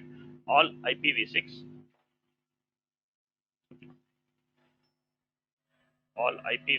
addresses are public. So like your IPv4, that it has not been split into private and public, what you say, ranges like how we traditionally call it. IPv6 are all public IPs. So, but if you have a machine in the private subnet with IPv6, obviously it cannot access the internet. So if you have a machine in the private subnet with IPv6 and it needs to go out to the internet, you need to use egress only internet gateway. This is for your IPv6 instances in the private subnet. They will not go through the NAT gateway, because NAT gateway at present it doesn't support IPv6. For that they have a separate thing called egress only internet gateway. It is also same as NAT gateway. You create, you place it, you update the route table. Right? This is for IPv6 traffic. Right? That is the egress only internet gateway. Right? Okay. So the next thing we will talk about is VPC peering. Just make a note of this heading, egress only gateway. It is similar to NAT gateway but for IPv6, and NAT gateway does not support IPv6. Okay. So the next thing we will talk about is VPC peering. Right? What is VPC peering? So far we have worked with one single VPC, but what if you have two VPCs? Right? We have our dev VPC. Let us say you have another VPC, prod VPC. Right? So by default, both these VPCs are isolated from each other. Isolated means the machine over here cannot talk to the machine over here over the private IP address. So if the machine from here wants to talk to this machine, it needs to talk over the public IP, even though both VPCs may be in the same AWS account. Let us say AWS account 1. Right? So the VPCs by default are isolated from each other. You cannot communicate between VPCs. What I mean by communicate between VPCs is using their private IP. Right? Using their private IP.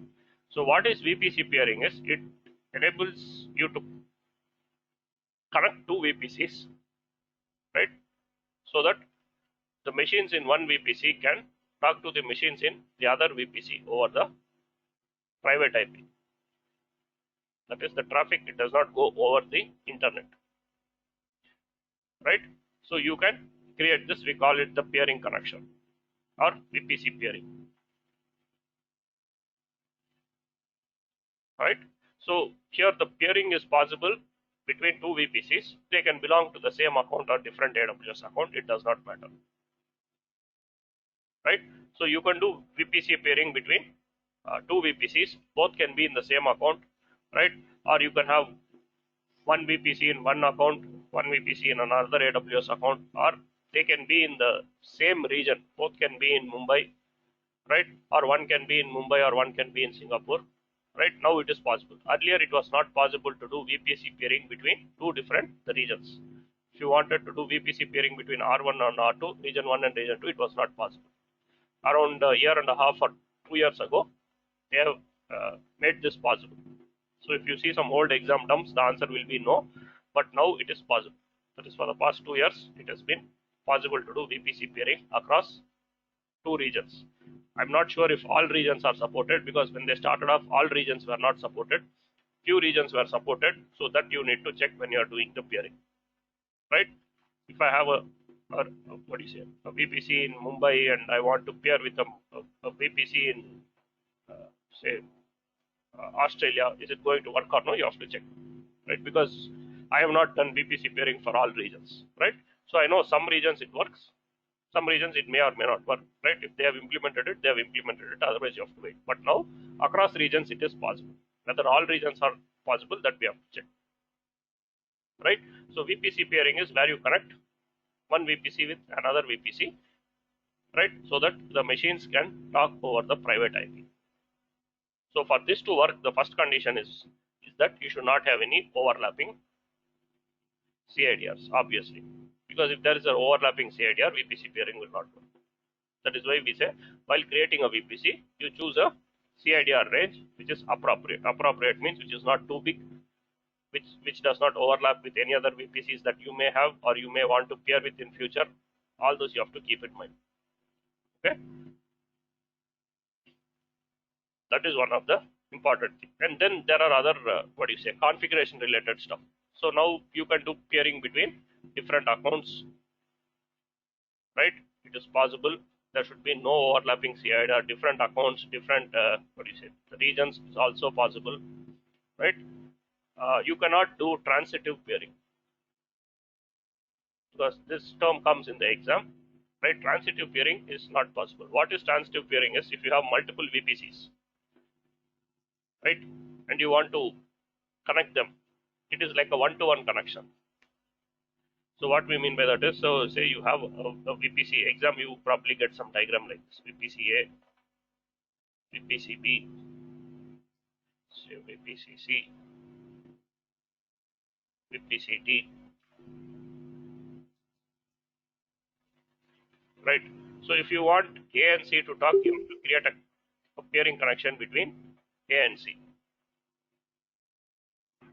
right? If you want C and D to talk, you have to create a connection between C and D. So because C and D are connected, it does not mean A and D will be able to talk to each other. No, this is called transitive peering. This is not. This does not work like that. It is always one-to-one. If you want A and D to talk to each other, then you have to create a peering connection between A and D also.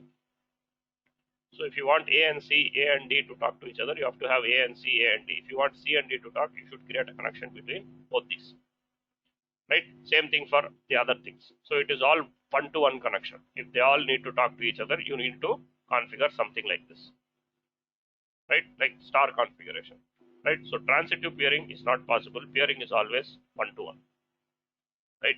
If this E and D, they need to talk, you need to have a connection between E and D. You need to have a peering connection between E and D. It will not work like this. Okay, does not work like that. Okay, so this is one important thing that comes in the exam, right? Transitive peering. So we will see how to create the peering connection now. Okay, so it is the steps are the same whether you do it from different accounts or different different regions, right? The process is the same, right? So basically you need two VPCs to do VPC pairing. So we have two VPC. So we have one VPC now called our dev VPC. So we will create another VPC, right? We will just use the default VPC, right? We will use the default VPC which AWS provides to do the pairing, because the steps are the same, right? So here we call one VPC as the requester and one VPC as the acceptor, right? Because if they belong to different accounts, right, or even if they actually belong to the same accounts, right, one of them will be the requester, one of them will be the acceptor, because the acceptor has to approve. You cannot simply do peering between two VPCs, right? The other person has to approve that peering request.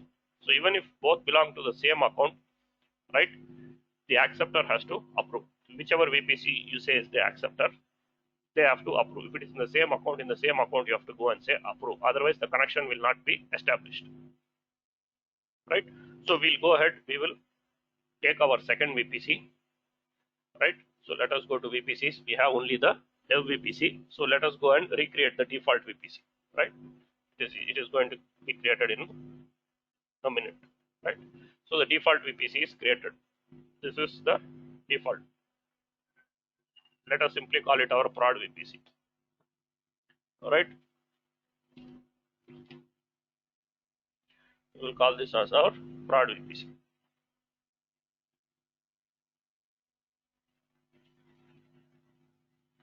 All right. So let me create a machine in the prod VPC.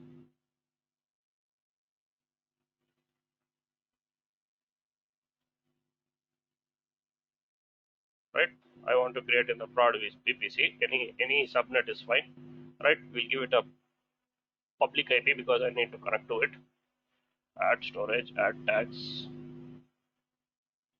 All right. So remember, security groups are for that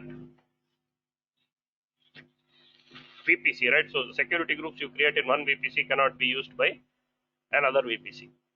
They can be used by instances in that region, or sorry, in that VPC, any subnet, but you cannot use the security groups across VPCs, right? In case you get that out, right? So I will just say prod security group, right? I just allow SSH for now. Review and launch.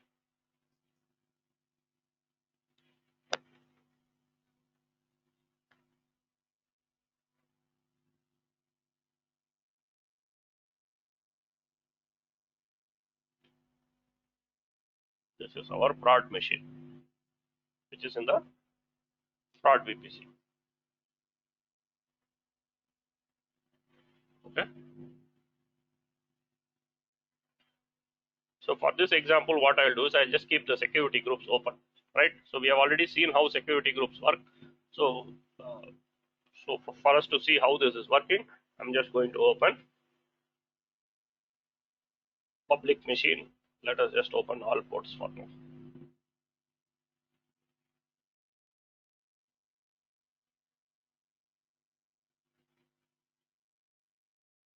Right, on the public security group, all outbound, all inbound is open. On the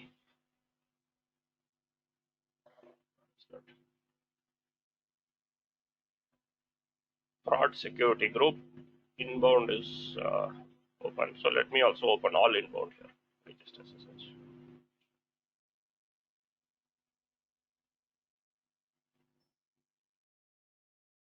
All outbound is open. So now we are not blocked by any security groups. Okay. So let me log into the machine.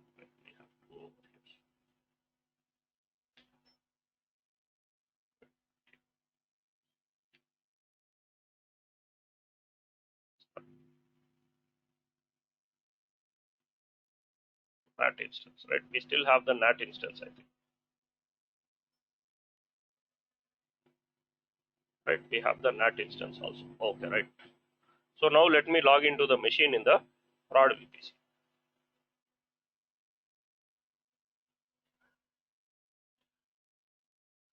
Or I actually don't even need to log in. Yeah, we'll see.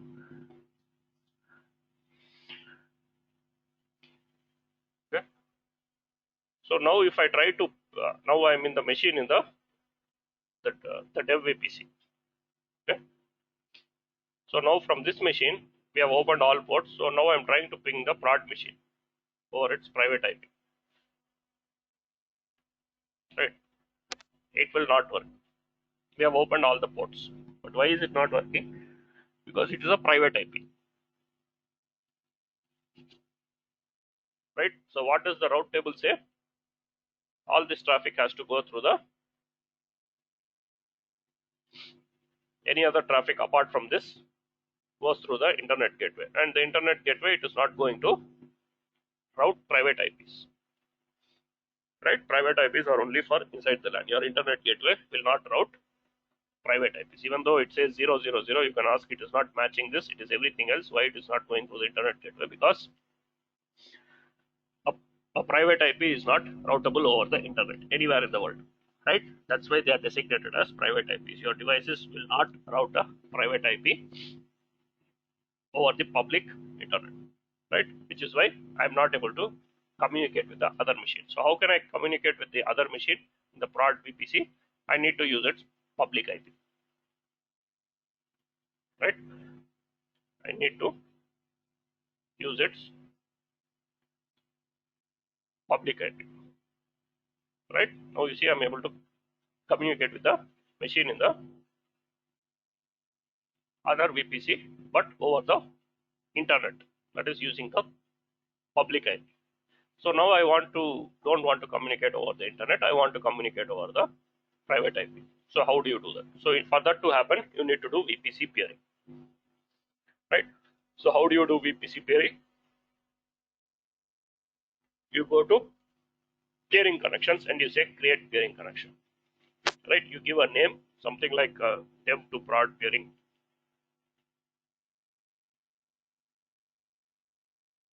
right? So in real time, you're going to have something like this, right? You're going to have multiple environments for that project and they need to be interconnected, right? And you can choose any VPC as your requester because both the VPCs are in one account. I can choose anything as the requester. But if you're doing VPC pairing with another account, then you will be the requester, right? If your prod account is in a different VPC, right? Then you choose another account. You provide that account ID. You specify the region, whether it is same region or different region, and you put that acceptor's VPC ID, right? Every VPC will have a VPC ID. You put that VPC ID. Does not matter whether it is another account or another the region, right? You just choose the appropriate options. So in our case, it is in our account in the same region. So it will show up over here. If it doesn't, you paste the VPC ID. So even if you do it in your account, the process is the same, right? One VPC is going to be the requester, the other is going to be the acceptor. Okay, and then you say create peering connection. Simple. Okay, so now the peering connection has not been created, just the request has been submitted.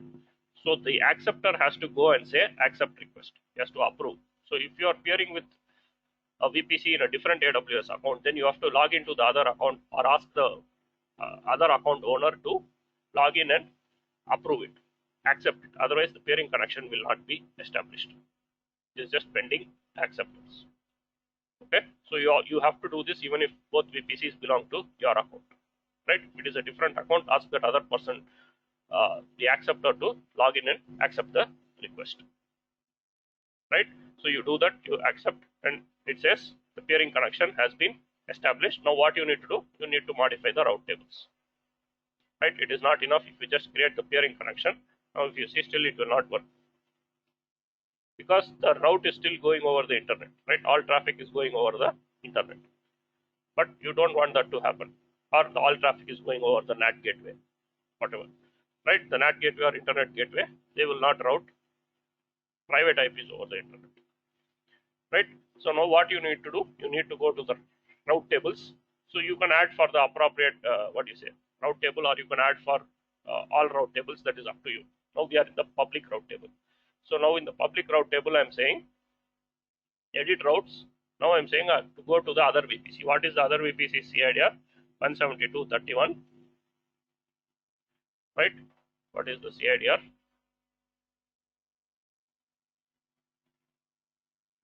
172.31 0016.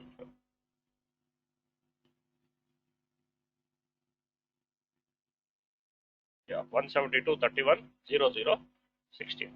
So I'm saying all traffic going to the other VPC should go through the not instance, not internet gateway, not NAT gateway, but it should go through the peering connection. Right? We have created the peering connection. It is showing.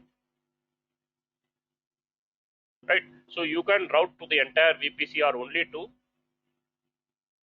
a specific subnet in that other VPC also. You don't have to put the entire VPC CIDR over here. You can say, suppose you want the machines only in 2 subnets to communicate with each other, not all the subnets, because we have multiple subnets, right? In the dev VPC we have 2 subnets, right? In the prod VPC, we have 6 subnets. So you want, now we have established the peering, right? Peering connection is between VPCs, but you can update the route table so that the communication is allowed only between these 2 subnets. Or if you add the entire VPC range, then the all VPCs can communicate with each other, right? So you can restrict So, like that also. so Siddharth, so here when it comes to peering, so in real time, like it's better to have a pairing with the whole VPC, right? No, it depends, right? Some people, some environments, they will peer only. I mean, the peering is there for both the VPCs, right? The peering is done, but just the Yeah, path but the you have, connection between the subnet level. subnet that you can do at for each subnet. I mean, you can just add only the subnet CIDR. Here I'm adding the VPC CIDR. If I don't want, I can add only that particular subnet CIDR. Right. So only the machines in those 2 subnets will be able to talk over the private IP. The other subnets still need to go over the internet. Right. So it depends on the environment. You cannot say only like this we can do. It depends. Right. Some people will need to, for security reasons, they will peer only whatever is required. They will not peer everything. Right. Usually the best practice is to peer only what is required. Sorry, to add a route for what is required. Later on, if you want, you can add. Right. If they don't need to communicate, they don't need to communicate. Simply, we should not, what do you say, as a best practice, we should not simply create a path and keep. Right? Of course, we have security group, access control list, all those are there, but still, we should not leave gaps open. Right? Okay. So we will save the routes, and now if I try to access, right, it is still not working. Why is it not working?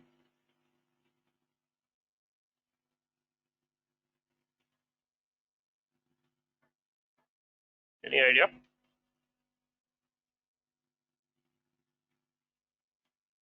Maybe we need to give this inbound to other VPC as well, right? Yeah, It exactly. accepts. Yeah.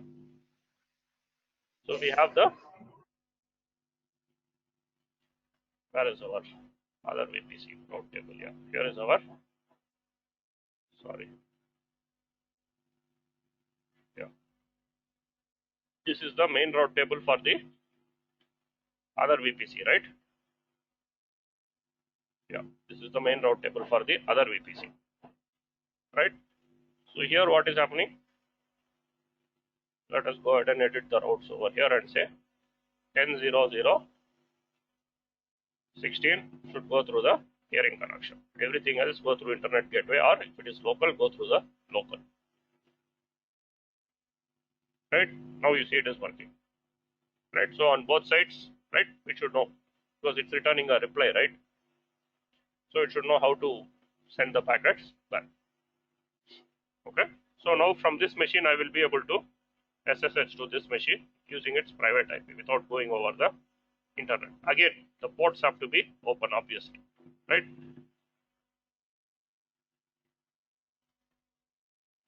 Right. Instead of logging in straight away using the public IP of that machine, right? So all your machines might not have public IP, right? In real time, right? Your machines will not have public IPs. Here, just for connecting from outside, I'm showing. So in real time, maybe 1 or 2 machines might have the public IP, right? From there, you will need to connect to machines in other VPCs, right? Like I said, these days, people are using multiple AWS accounts, right? So obviously, the VPCs will be different, right? So there they will need to do the peering. So this peering connection is going to be there in 90% of anybody using VPCs. Again, a most commonly used what do you say feature of the VPC or the service, right? It is not only just for ping or anything, even for connectivity, right? So if you want to SSH between from your dev machine to the prod machine, or from the jump box to the prod machine, right? So your prod machines, they might not have public IPs, right? They might be in the private subnet over there. Then how will you connect to them? So again, there one more jump box you are going to put or like that. So you can have one single jump box from which you can connect to any AWS account, any machine. You don't need to put multiple jump boxes in each AWS account, right? So for all these things, this VPC peering is useful. Apart from that, in general, for the network itself, right, you want to, what do you say, you want to have your environments interconnected, right? So depending upon how the environment is configured, you might want to add rules for the entire VPCs or only for between those two subnets, the route actually, right? The peering connection is between two VPCs, right? There is no additional cost for the peering connection as such, okay? But make sure the route tables are correctly updated, because if the security groups are there, the access control list is there properly, but still traffic is not working, then the routing table path is not specified correctly, right? And remember, internet gateways or the NAT gateways, they cannot route private IPs over the internet. No internet device will route private IPs over the internet. That is the reason they are called private IPs, right? They have a range. In IPv4, that is IPv6, all IPs are public technically. Yeah.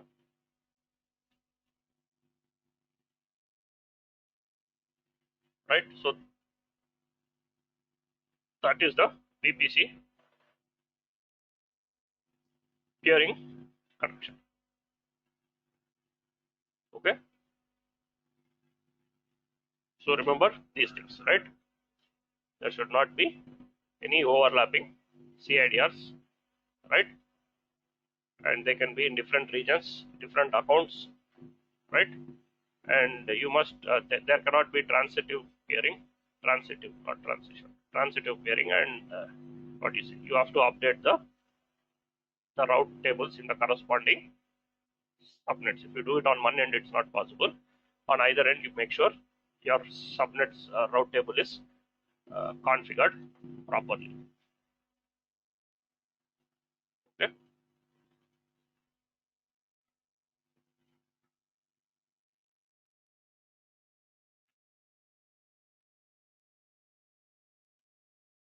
Next one, what shall we see? We have, yeah, we'll talk about VPC flow logs. We have some more time here, so flow logs should be good now. Okay. So let us talk about VPC flow logs. Right. So any idea what is a VPC flow logs? Probably like audit log or requested kind of stuff. Yeah. So I told you in the beginning, right? You can capture the traffic, the IP traffic in your VPC for troubleshooting purpose or for auditing purpose, right? So you may not do the auditing or troubleshooting, but you should know that there is a feature how to configure it, at least the basic stuff, right? So mostly it is used to, what do you say? So some fellow will come and say I'm not able to connect to the machine, right? Some people will say I'm able to connect. Some person will say I'm not able to connect. So this is useful, especially like I said, if people have a lot of what do you say? Security group rules, lot of access control list modifications, right? A big network, then it will become difficult to trace where the problem is. Like our example, it is a small network. So if this machine is not able to connect, I will check this machine's IP, this machine's thing. But what if there are 100 machines, 20 subnets, 20 ACLs? Then it will become cumbersome to manually go and check each one of them, right? Or you want to troubleshoot some connectivity issues or to log the IP traffic, right? You can use VPC flow logs, right? Okay. So for that you go to the VPCs, right? Let us just open the documentation. What is it? VPC flow logs. Okay.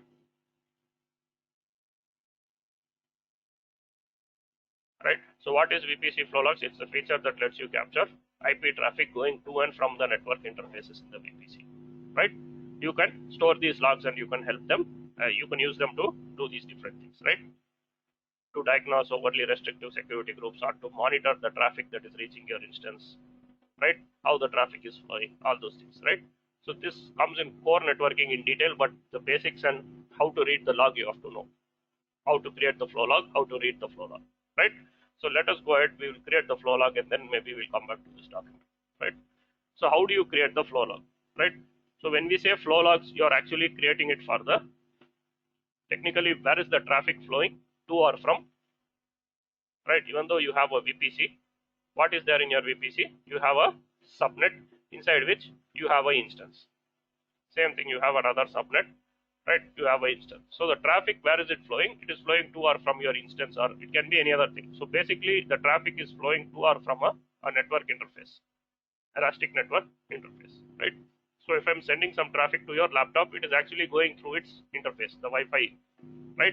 So the traffic is always between the interfaces. Even though we say it is between instances, it is between the interfaces, right? So you can enable VPC flow logs, right? You can enable it for the entire VPC. Entire VPC means everything inside that, right? All the subnets, all the instances. Or you can enable flow logs for a specific subnet if you want to. That is, if you enable only for this subnet, then the traffic going to and from this subnet will be logged, right? Or you can specify it for a specific interface. Suppose you want to track only the traffic for a particular instance, only for this instance, then you can specify this instance's elastic network interface and say log traffic only for this elastic network interface, because the traffic which is logged is actually for the interface. When you say VPC, it means all interfaces in that VPC. All interfaces in that VPC means including all subnets. If you say specific subnets, that means all interfaces in this subnet. Or you want to log for a specific interface, you can log for a specific interface. We will enable it for the entire VPC. Right? I'll show you how do you enable flow logs. So don't go into the VPC console and look for flow logs. You will not see it here. You have to choose the, what do you say, the VPC, or right, you have flow log here for this VPC. If you say create flow log here, it creates for the entire VPC, right? Or you can go, if you want to get the flow log only for the private subnet, you can go to the private subnet and say create flow log. So you don't want for the entire private subnet, you want only for the private machine in that private subnet, only for that one machine. Then you go to that machine and you look for flow log, you will not see it, right? You go to the networking also, you will not see it. Where you will see this is you need to go to the elastic network interfaces, that is the network interfaces, right? ENI. So you need to enable flow log for the trade. You have our private instance over here, right? This is our private instance which has the private security group. So so like I said, your security group IP address, all that is there on the interface. Even though we say instance, it is actually for the interface. This IP is there for this interface. This interface is what is attached to the instance, right? So you can enable flow logs over here. Okay, so you can enable flow logs either for the entire VPC, entire subnet, or a specific instance, or indirectly a specific interface, right? So we are doing for the entire VPC. The steps are the same, just where you go and choose the option is going to vary, right? So here, let us go to our VPCs. Let us take our dev VPC. I want to enable flow logs. So I say create flow logs. So where are these logs going to be stored and all that stuff? So basically you have two places where you can store the logs. One is S3 or one is CloudWatch logs. So CloudWatch is the monitoring service, which is what a lot of people use, right? You can store it in S3, right? And you can use something called Athena to query it, right? Athena is a service on AWS, which can be used to run SQL queries against data in S3, right? Very few people use that, but if you're familiar with SQL queries, you can do that. Or what most people do is they publish the logs to CloudWatch logs, right?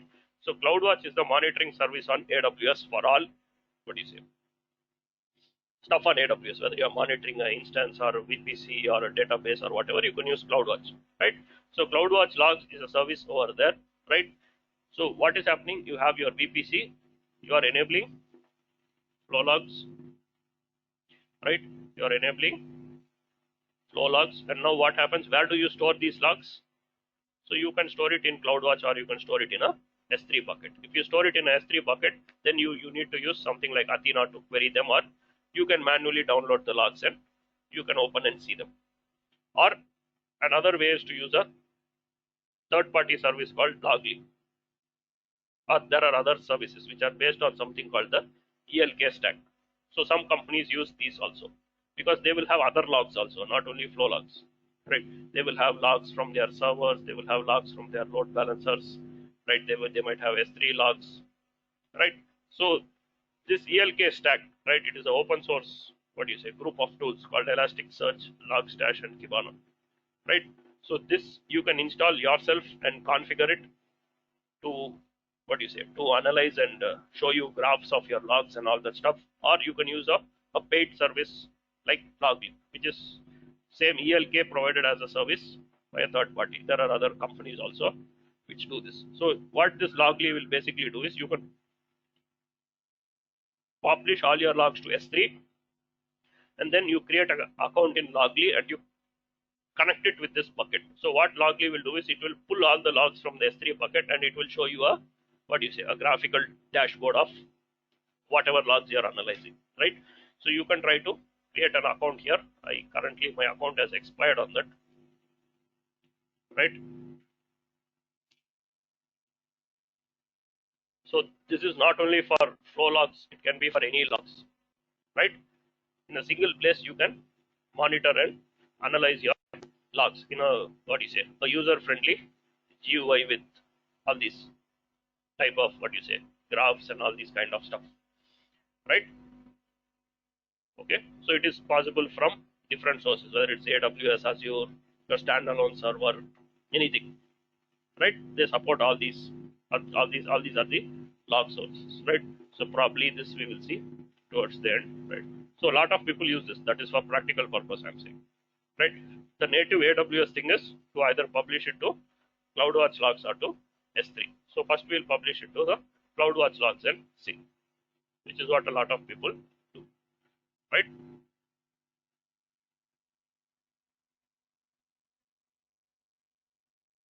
So now for in order for this to happen, right? So you are enabling flow logs. The logs are created, and then you are saying you publish the logs somewhere. I'm saying you publish the logs to CloudWatch logs. So in order for it to publish the logs, you have to give permissions, right? So a lot of things don't happen automatically, right? You have to explicitly give the permissions, right? Like how we did S3 cross region, we did the replication, right? S3 between two buckets. So what happened? The replications have happened automatically, but for the replication to happen, you give a role, you give a permission, right? You say create role, it creates the required permissions, and only then replication happens. Same thing here. So one AWS service is trying to access or do something in another AWS service, so you have to give the permissions via a role. We'll talk about this in the security class, but I'm just saying you need to provide a role or permission so that the logs can be pushed to CloudWatch logs. Okay, so we'll go ahead and we will create that, and then in CloudWatch logs you need to create something called a log group. That is where your logs will be stored, right? CloudWatch logs is the name of the service, right? Inside that you need to create a log group, right? A log group for your flow logs, a log group for other logs, right? It is just you're categorizing you're grouping your logs, right? So inside the CloudWatch logs you need to create a log group. If you have not created, you have to create. If you have a log group, you can use that, right? So let us go to flow logs, right? We say create flow logs, right? For this VPC, right? What type of traffic you want to filter? These are some basic settings, right? So do you want to filter all traffic or the rejected traffic or the accepted traffic? So we will say I want to filter all the traffic, right? What type of traffic which has to be logged, right? You want to track only the rejected traffic, you can say only the rejected traffic. So even though we are using security groups and all that stuff, right? When you enable the logs, you will see a lot of traffic, right? So because there are a lot of people or what do you say, software or the bots which are scanning the networks for open ports and all this, they're always constantly trying to attack, right? If you don't have this, you might think you're safe, but when you enable these logs, when you see, you might get scared because there might be a lot of unwanted traffic hitting your machines, right? Which is why we say don't open the ports to the entire world. Okay, so now let me go here simply for example and let me try to close our security groups. I think we have opened everything, right? So let me close it. Let me close my security groups for now. Let me close all traffic, and even then you will see a lot of traffic hitting your machines, but they will obviously be blocked, right? Public security group, private security group. Let me remove all those.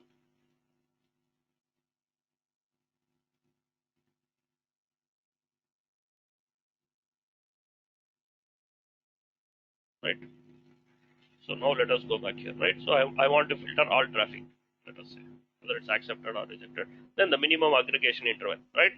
So what do you say?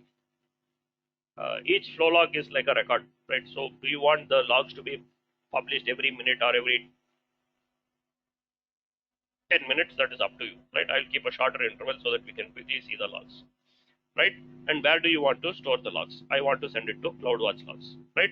So CloudWatch logs means you need a log group and you need the permission, right? So if you don't have a log group, you can go to CloudWatch and we can create the log groups, right? Need to go to CloudWatch. Don't search for CloudWatch logs. CloudWatch logs will be inside CloudWatch. Okay. We need to go to CloudWatch, and here we can go to logs, right? The same place where you monitor your billing, right? Those are alarms. We need to go to logs, right? Okay. See, I don't have any log groups, right? You can say create log groups, right? I'm going to say VPC flow logs for Mumbai, right? So I created the log group. So now here I can come back and hit refresh. It will show my log group. To which log group I have to put these logs, and what is the permission, right? So this permission should, what is this? To publish the logs to CloudWatch. So you can simply say create new, what do you say, configure the permissions. It will automatically do, because you will probably not have a role. So you can say click on that, it will create the role for you with the minimum required permissions, right?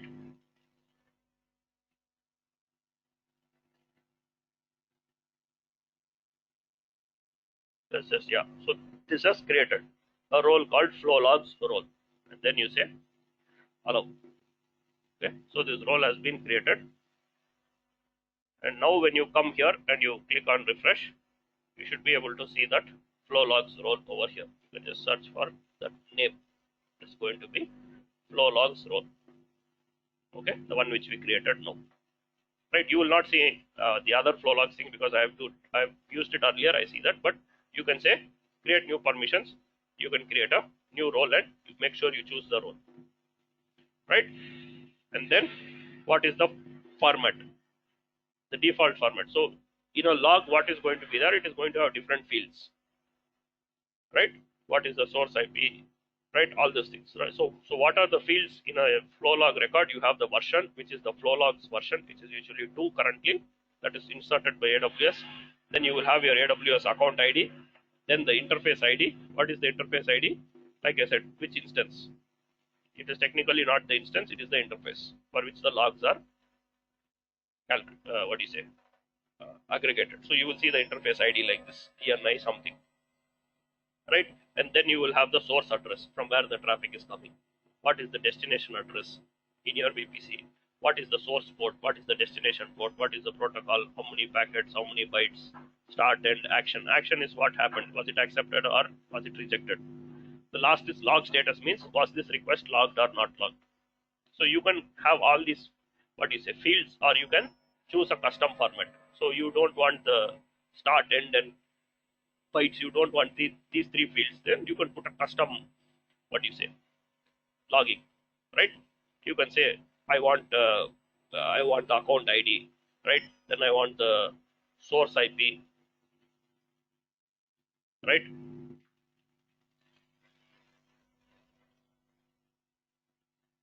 right? So you can just put whatever fields you want, right? You want the source IP from where it is happening, and you want only the what happened to the action, right? So you want the source address and action. You don't want any other stuff in your log. You just want to see which IP, whether it is blocked or allowed. Or you can put all the stuff and you can see. So we will keep everything, right? If you don't want, you can choose your own custom format, right? That is what that is. If you put AWS default format, then all these are what you say captured and stored. And then you say create. Simple. And flow logs will take some time. Immediately you cannot go to over here and check. Right? Where do you check the thing? Okay, I'm going to switch to the original interface. Right? I prefer this. Okay. So here you can go and see. You will not see anything because we just created, right? Flow logs will take up to 15 minutes sometimes to start showing the logs. It is not like immediately you see the log, you send some traffic, stuff is going to happen. No. Right? You just initially when you create it, you need to wait for some time. Right? You need to wait for some time for the logs to start showing up. Okay. So now let me try to connect to the public machine.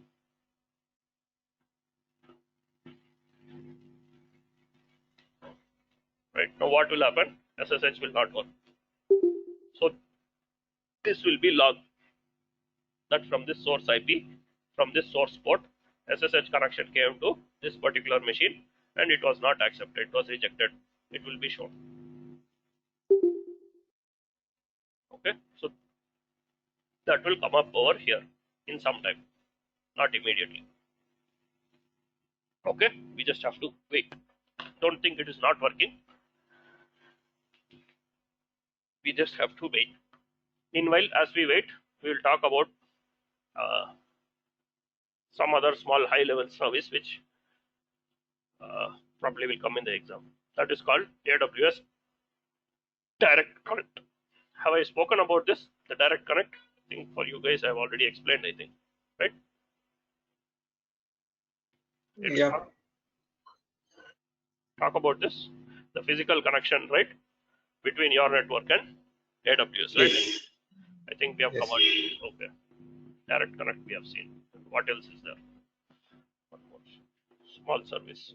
While our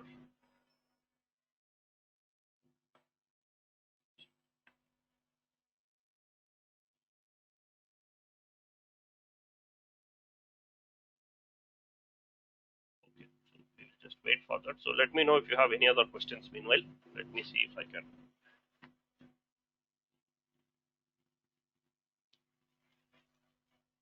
Yeah, have we talked about the VPN connection? This also I think we have talked, right? The site-to-site VPN connections.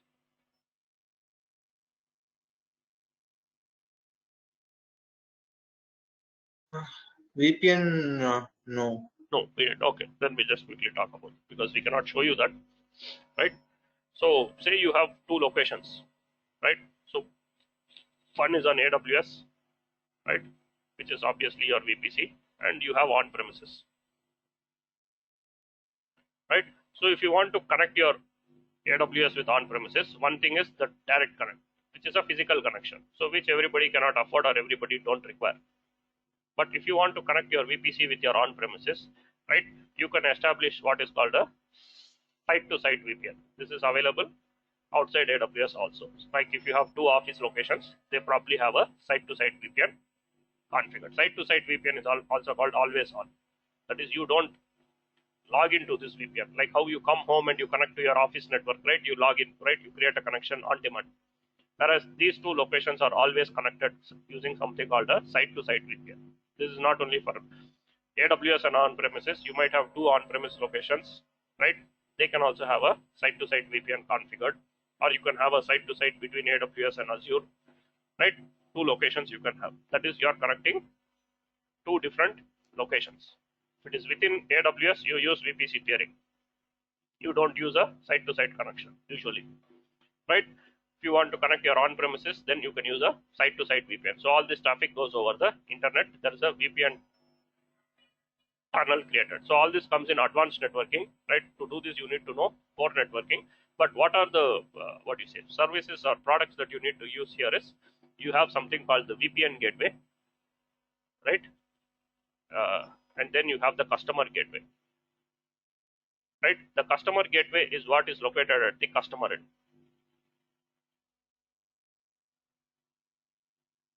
right? And the VPN gateway is located at, think it is a service at the AWS side. Okay, so the customer gateway can be a, what do you say, a hardware device, or it can be a software appliance, right? All these are, what do you say, come under core networking, right? Like a Cisco ASA, or it can be any physical or software appliance which supports site-to-site connectivity, site-to-site VPN configuration, right? So even though here you will see customer gateway, right? Here, when you say create customer gateway, you are not creating the customer gateway. You are actually picking up the values from your on-premise, whatever the customer gateways, and you are putting its value over here, right? So even though here it says create customer gateway, what you are doing here is you are just inputting the values of your actual customer gateway over here.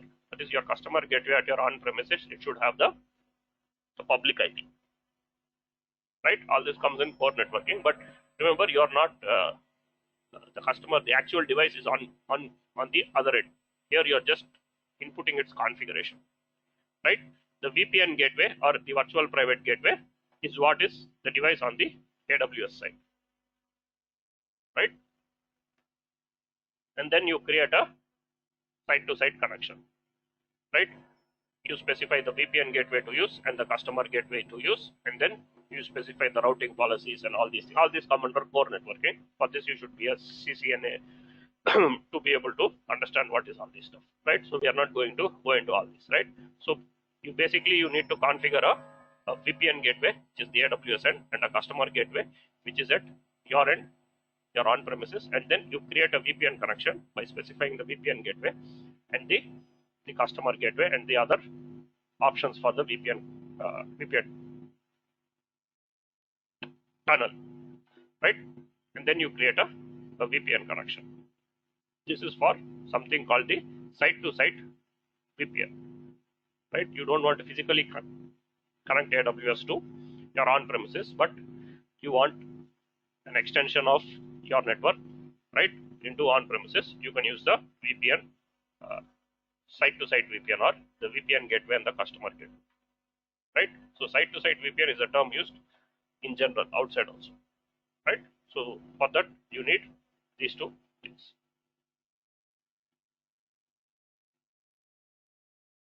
So remember, the customer gateway, the site-to-site VPN is over the internet,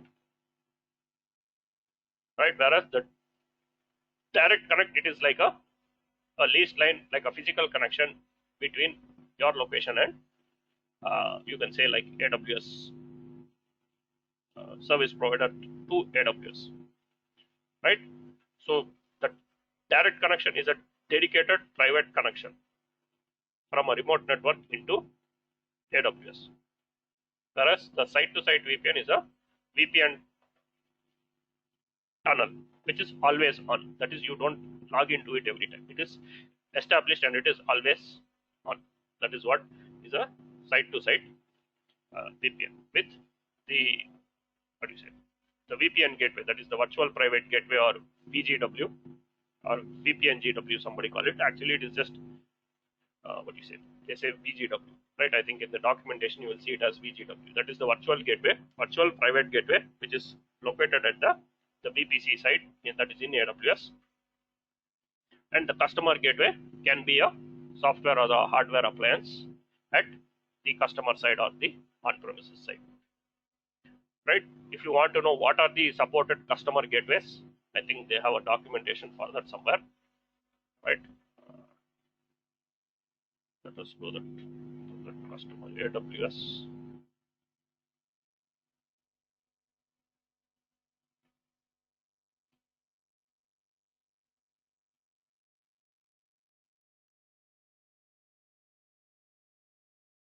Right.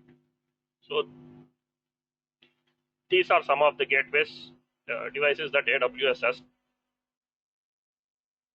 tested and they work, but there are other devices also. Right? AWS cannot test everything because this is a standard, what do you say, configuration, site-to-site VPN. These are some of the devices that AWS has checked and said that they work. Some of these might be software, some of these might be, what do you say, hardware devices like a Cisco ASA and all these things, right? So you should know how to work with these devices in order to do that. This is for advanced networking people, but as an architect or as an ops administrator, you should know at least what service to choose, and at least you should be able to know to open the documentation and what to configure. Right?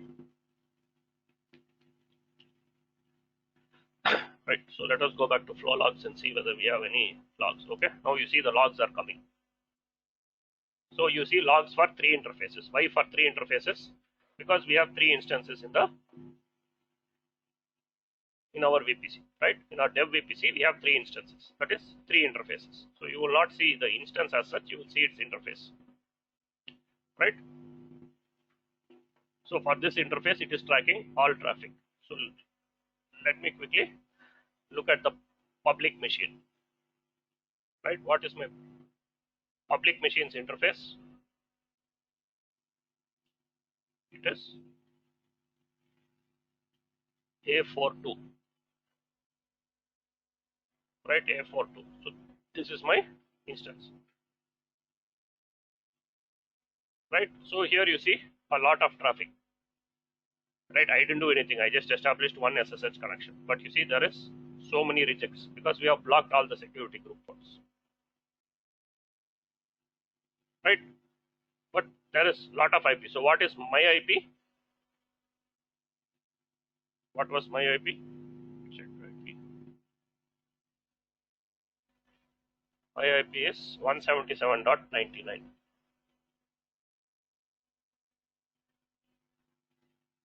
Right?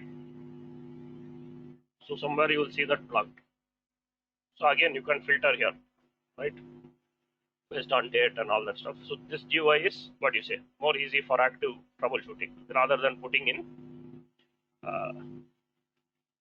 S3 bucket.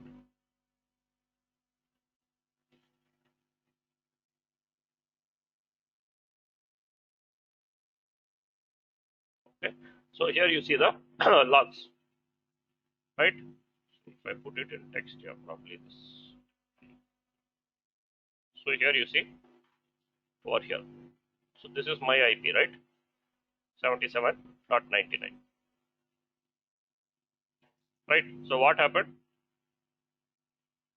This is my account, this is my interface, this is my source IP, this is my destination IP. I am trying to connect to 120 or something like that, right? And what is the source port? I told you the source port will not be 22. The source port is what your machine opens, random port, right? Like I showed you this, right? It might open some port, right? This is the source port. The destination port is 22.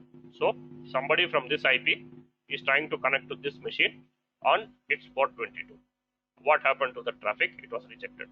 The other information, some people might need it, some people might not need it, but these are the fields that you need to keep an eye on, right? So you see there are other IPs. What are these IPs? Even I don't know. Who is trying to connect to my machine? On some port they are trying to hit 1120, 19830, right? Right? So there is going to be a lot of traffic going around. Just because we don't see it, we cannot assume it is not happening. So it is still happening, right? So you see almost everything is rejected, right? Because our security group is locked down, right? So some of these we don't know who they are also, from where these machines are. All these are probably bots or software on the internet looking for ports, open ports, vulnerabilities, all that stuff, right? So you can enable these logs like as a security audit or for troubleshooting purposes, right? Those type of things, right? The same thing when you publish to S3, the same thing will be stored in S3, but analyzing it will be difficult. I mean, unless you know SQL and Athena, right? We can use Athena to do that, right? So probably I'll just open the documentation because even I'm not very comfortable with SQL, right? You can just say VPC flow logs. So this is just from exam point of view, right? You can analyze either with Athena or the CloudWatch logs. But real time, what people mostly use is CloudWatch logs or the Elasticsearch. I have not seen anybody use this Athena, right? How to do that? The steps are given here. You need to create a table and then you need to, what do you say, execute the queries based on whatever condition you want to see. You want to see only the rejected traffic from a specific IP, then you have to create your query accordingly, right? On this day, for this interface, the source IP, right? I want to filter this, right? This SQL queries. If you know how to, if you are good at databases, probably you can do this, right? Okay. You need to open Athena right over here. You don't need any software as such on your machine, right? You can do it from here itself, right? You need to create a table and then you need to, what do you say? You need to put your query over here. You run the query, you will see the results.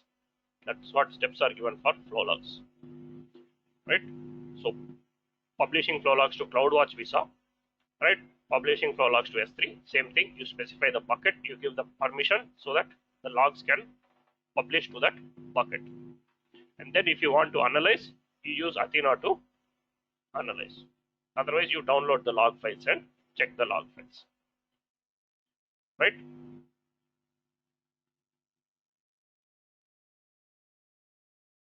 Okay.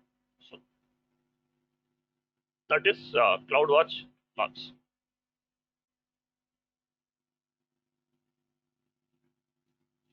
Sorry, we have VPC flow logs in CloudWatch logs.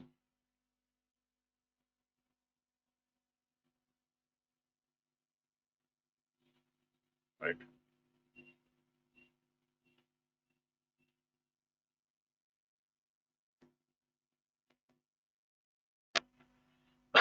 Right. So let me know if you have any questions, guys. Now, I think we don't have enough time to start EC2 today. But yeah. So, is that like the exam point of view, certification point of view, like here this point order will come, right? So Athena is used to Yeah. what's the purpose of Athena or Yeah, something like that. See, so flow logs to which, how can you or where do you publish the flow logs like that? They will not ask you to create the query or create the flow logs or like that, right? So what is flow logs used for? Like they will say you want to monitor what is happening to the rejected traffic. How can you do that using flow logs? Or where to publish the flow? Where are flow logs stored? Like that you will get question. But they will not ask you to create a flow log or what do you say? But, so what is the purpose of flow log? Questions based on that will come. Or how do you analyze the flow logs? You can do it via CloudWatch logs or through Athena. Right? If you are doing through Athena, it means your logs are in S3. You cannot analyze CloudWatch logs in Athena. Okay? So the flow logs you can store either in CloudWatch logs or in S3. If you store in S3, then you use Athena to analyze that, which is the official, what do you say, way on AWS from an exam point of view, right? So from the exam point of view, if the logs are in S3, you use Athena to analyze them. It can be other logs also, not just VPC flow logs, other logs also can be analyzed using Athena. Athena is a service, right, which is used to execute queries against S3. That is it. What you see, it's given here. Query data in S3 using SQL. It is not just for flow logs, for other logs and other stuff also, right? But from VPC flow logs point of view, if they are stored in S3, they can be analyzed using Athena. But practically, a lot of people, they use the ELK stack, like a logly service, or they install their own ELK stack and do the VPC flow logs, right? Let us see if we can pick up some example. Or I will create an account and show you. Right, so here you see, yeah, this logs.io, right? All these are out of the box solutions which are available. Logly, logs.io. There might be other stuff, right? You specify, right? You configure the flow logs, you push them to a bucket, right? CloudWatch logs. So what you can do, you can stream those things into these things, whether it is from a S3 bucket or from CloudWatch, right? You can configure that over here, right? They will tell you the steps how to configure. Basically, it needs to pull the logs from CloudWatch or from S3, right? Once you do all that, you can see your logs over here like this, like a graph and all that. Otherwise, you have to manually see, right? This visually you want to get, right? You don't want to run manual queries, you want to run reports. For all that, these type of tools are useful, right? Practically, this is what people use in real time. Nobody has that time to run queries or whatever. They want out of the box solution. These are what you say, commonly used stuff, right? So you can filter based on what is the source IP, whether it's a rejected traffic, and all these stuff, right? You have a very interactive GUI, right? Pie charts and all these things, right? All these things you can create and see, right? So this is not only for flow logs, these tools, right? Logs.io, right? They basically use the ELK stack. You can analyze pretty much any logs, whether it is your server logs or Apache logs or the network logs or IIS logs, OS, Windows logs, system logs, any logs you can analyze, right? These are log analysis tools. So in real time, people will have a lot of logs, right? Some of them might be in S3, some of them might come straight from the machine. So they cannot have 4 or 5 places where they go and check logs. So in a single place, you want all your logs. You use a log aggregation or a log analysis and visualization tool called ELK. And now it is available. I mean, not now, it's been available for a while. Like how the GitHub is. What is GitHub? It is basically Git provided as a service. You can install your own Git server on your on-premises and use. But many people, they use the GitHub because it is there straight out of the box. They don't have to worry about configuring Git and all that. They just can start using that, what do you say, that product or as a service, like AWS code commit, right? So same thing. So I don't know, AWS so far they don't have this ELK tool, but probably they will bring it soon, right? I don't know why they have taken so long to do that, but probably sometime they will get it, right? Okay. So again, you pay for the logs, right? For the storage of the logs, right? You do that, right? After you finish, you can remove the log group, right? You can delete the log group and delete the flow logs, or you can, if you are removing the VPC, obviously everything will be removed, right? So make sure you clean up, and main thing is make sure you remove the elastic IPs and you stop your instances. Okay, so I'm going to stop all my instances, terminate all my machines, right? You will see an option over here to release the IP. You can do it over here, or you can come back here and do release the IP, or I'll do it here itself, so that everything is released. We will keep the VPC as it is, right? So that tomorrow we can start off with EC2, right? I will just go through the VPC, see if I have missed any topic.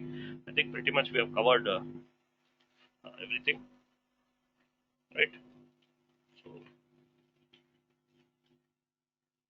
right, we have seen, yeah, we haven't seen this thing, right? We forgot, right? We haven't seen the VPC endpoints.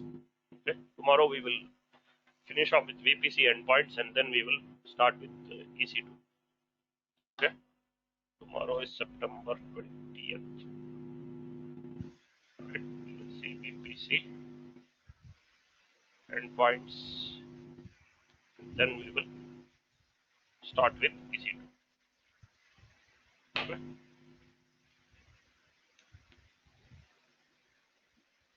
Right, guys, any questions then, or we'll catch up tomorrow? No questions. And so that can you just share that questions and all for certification purpose?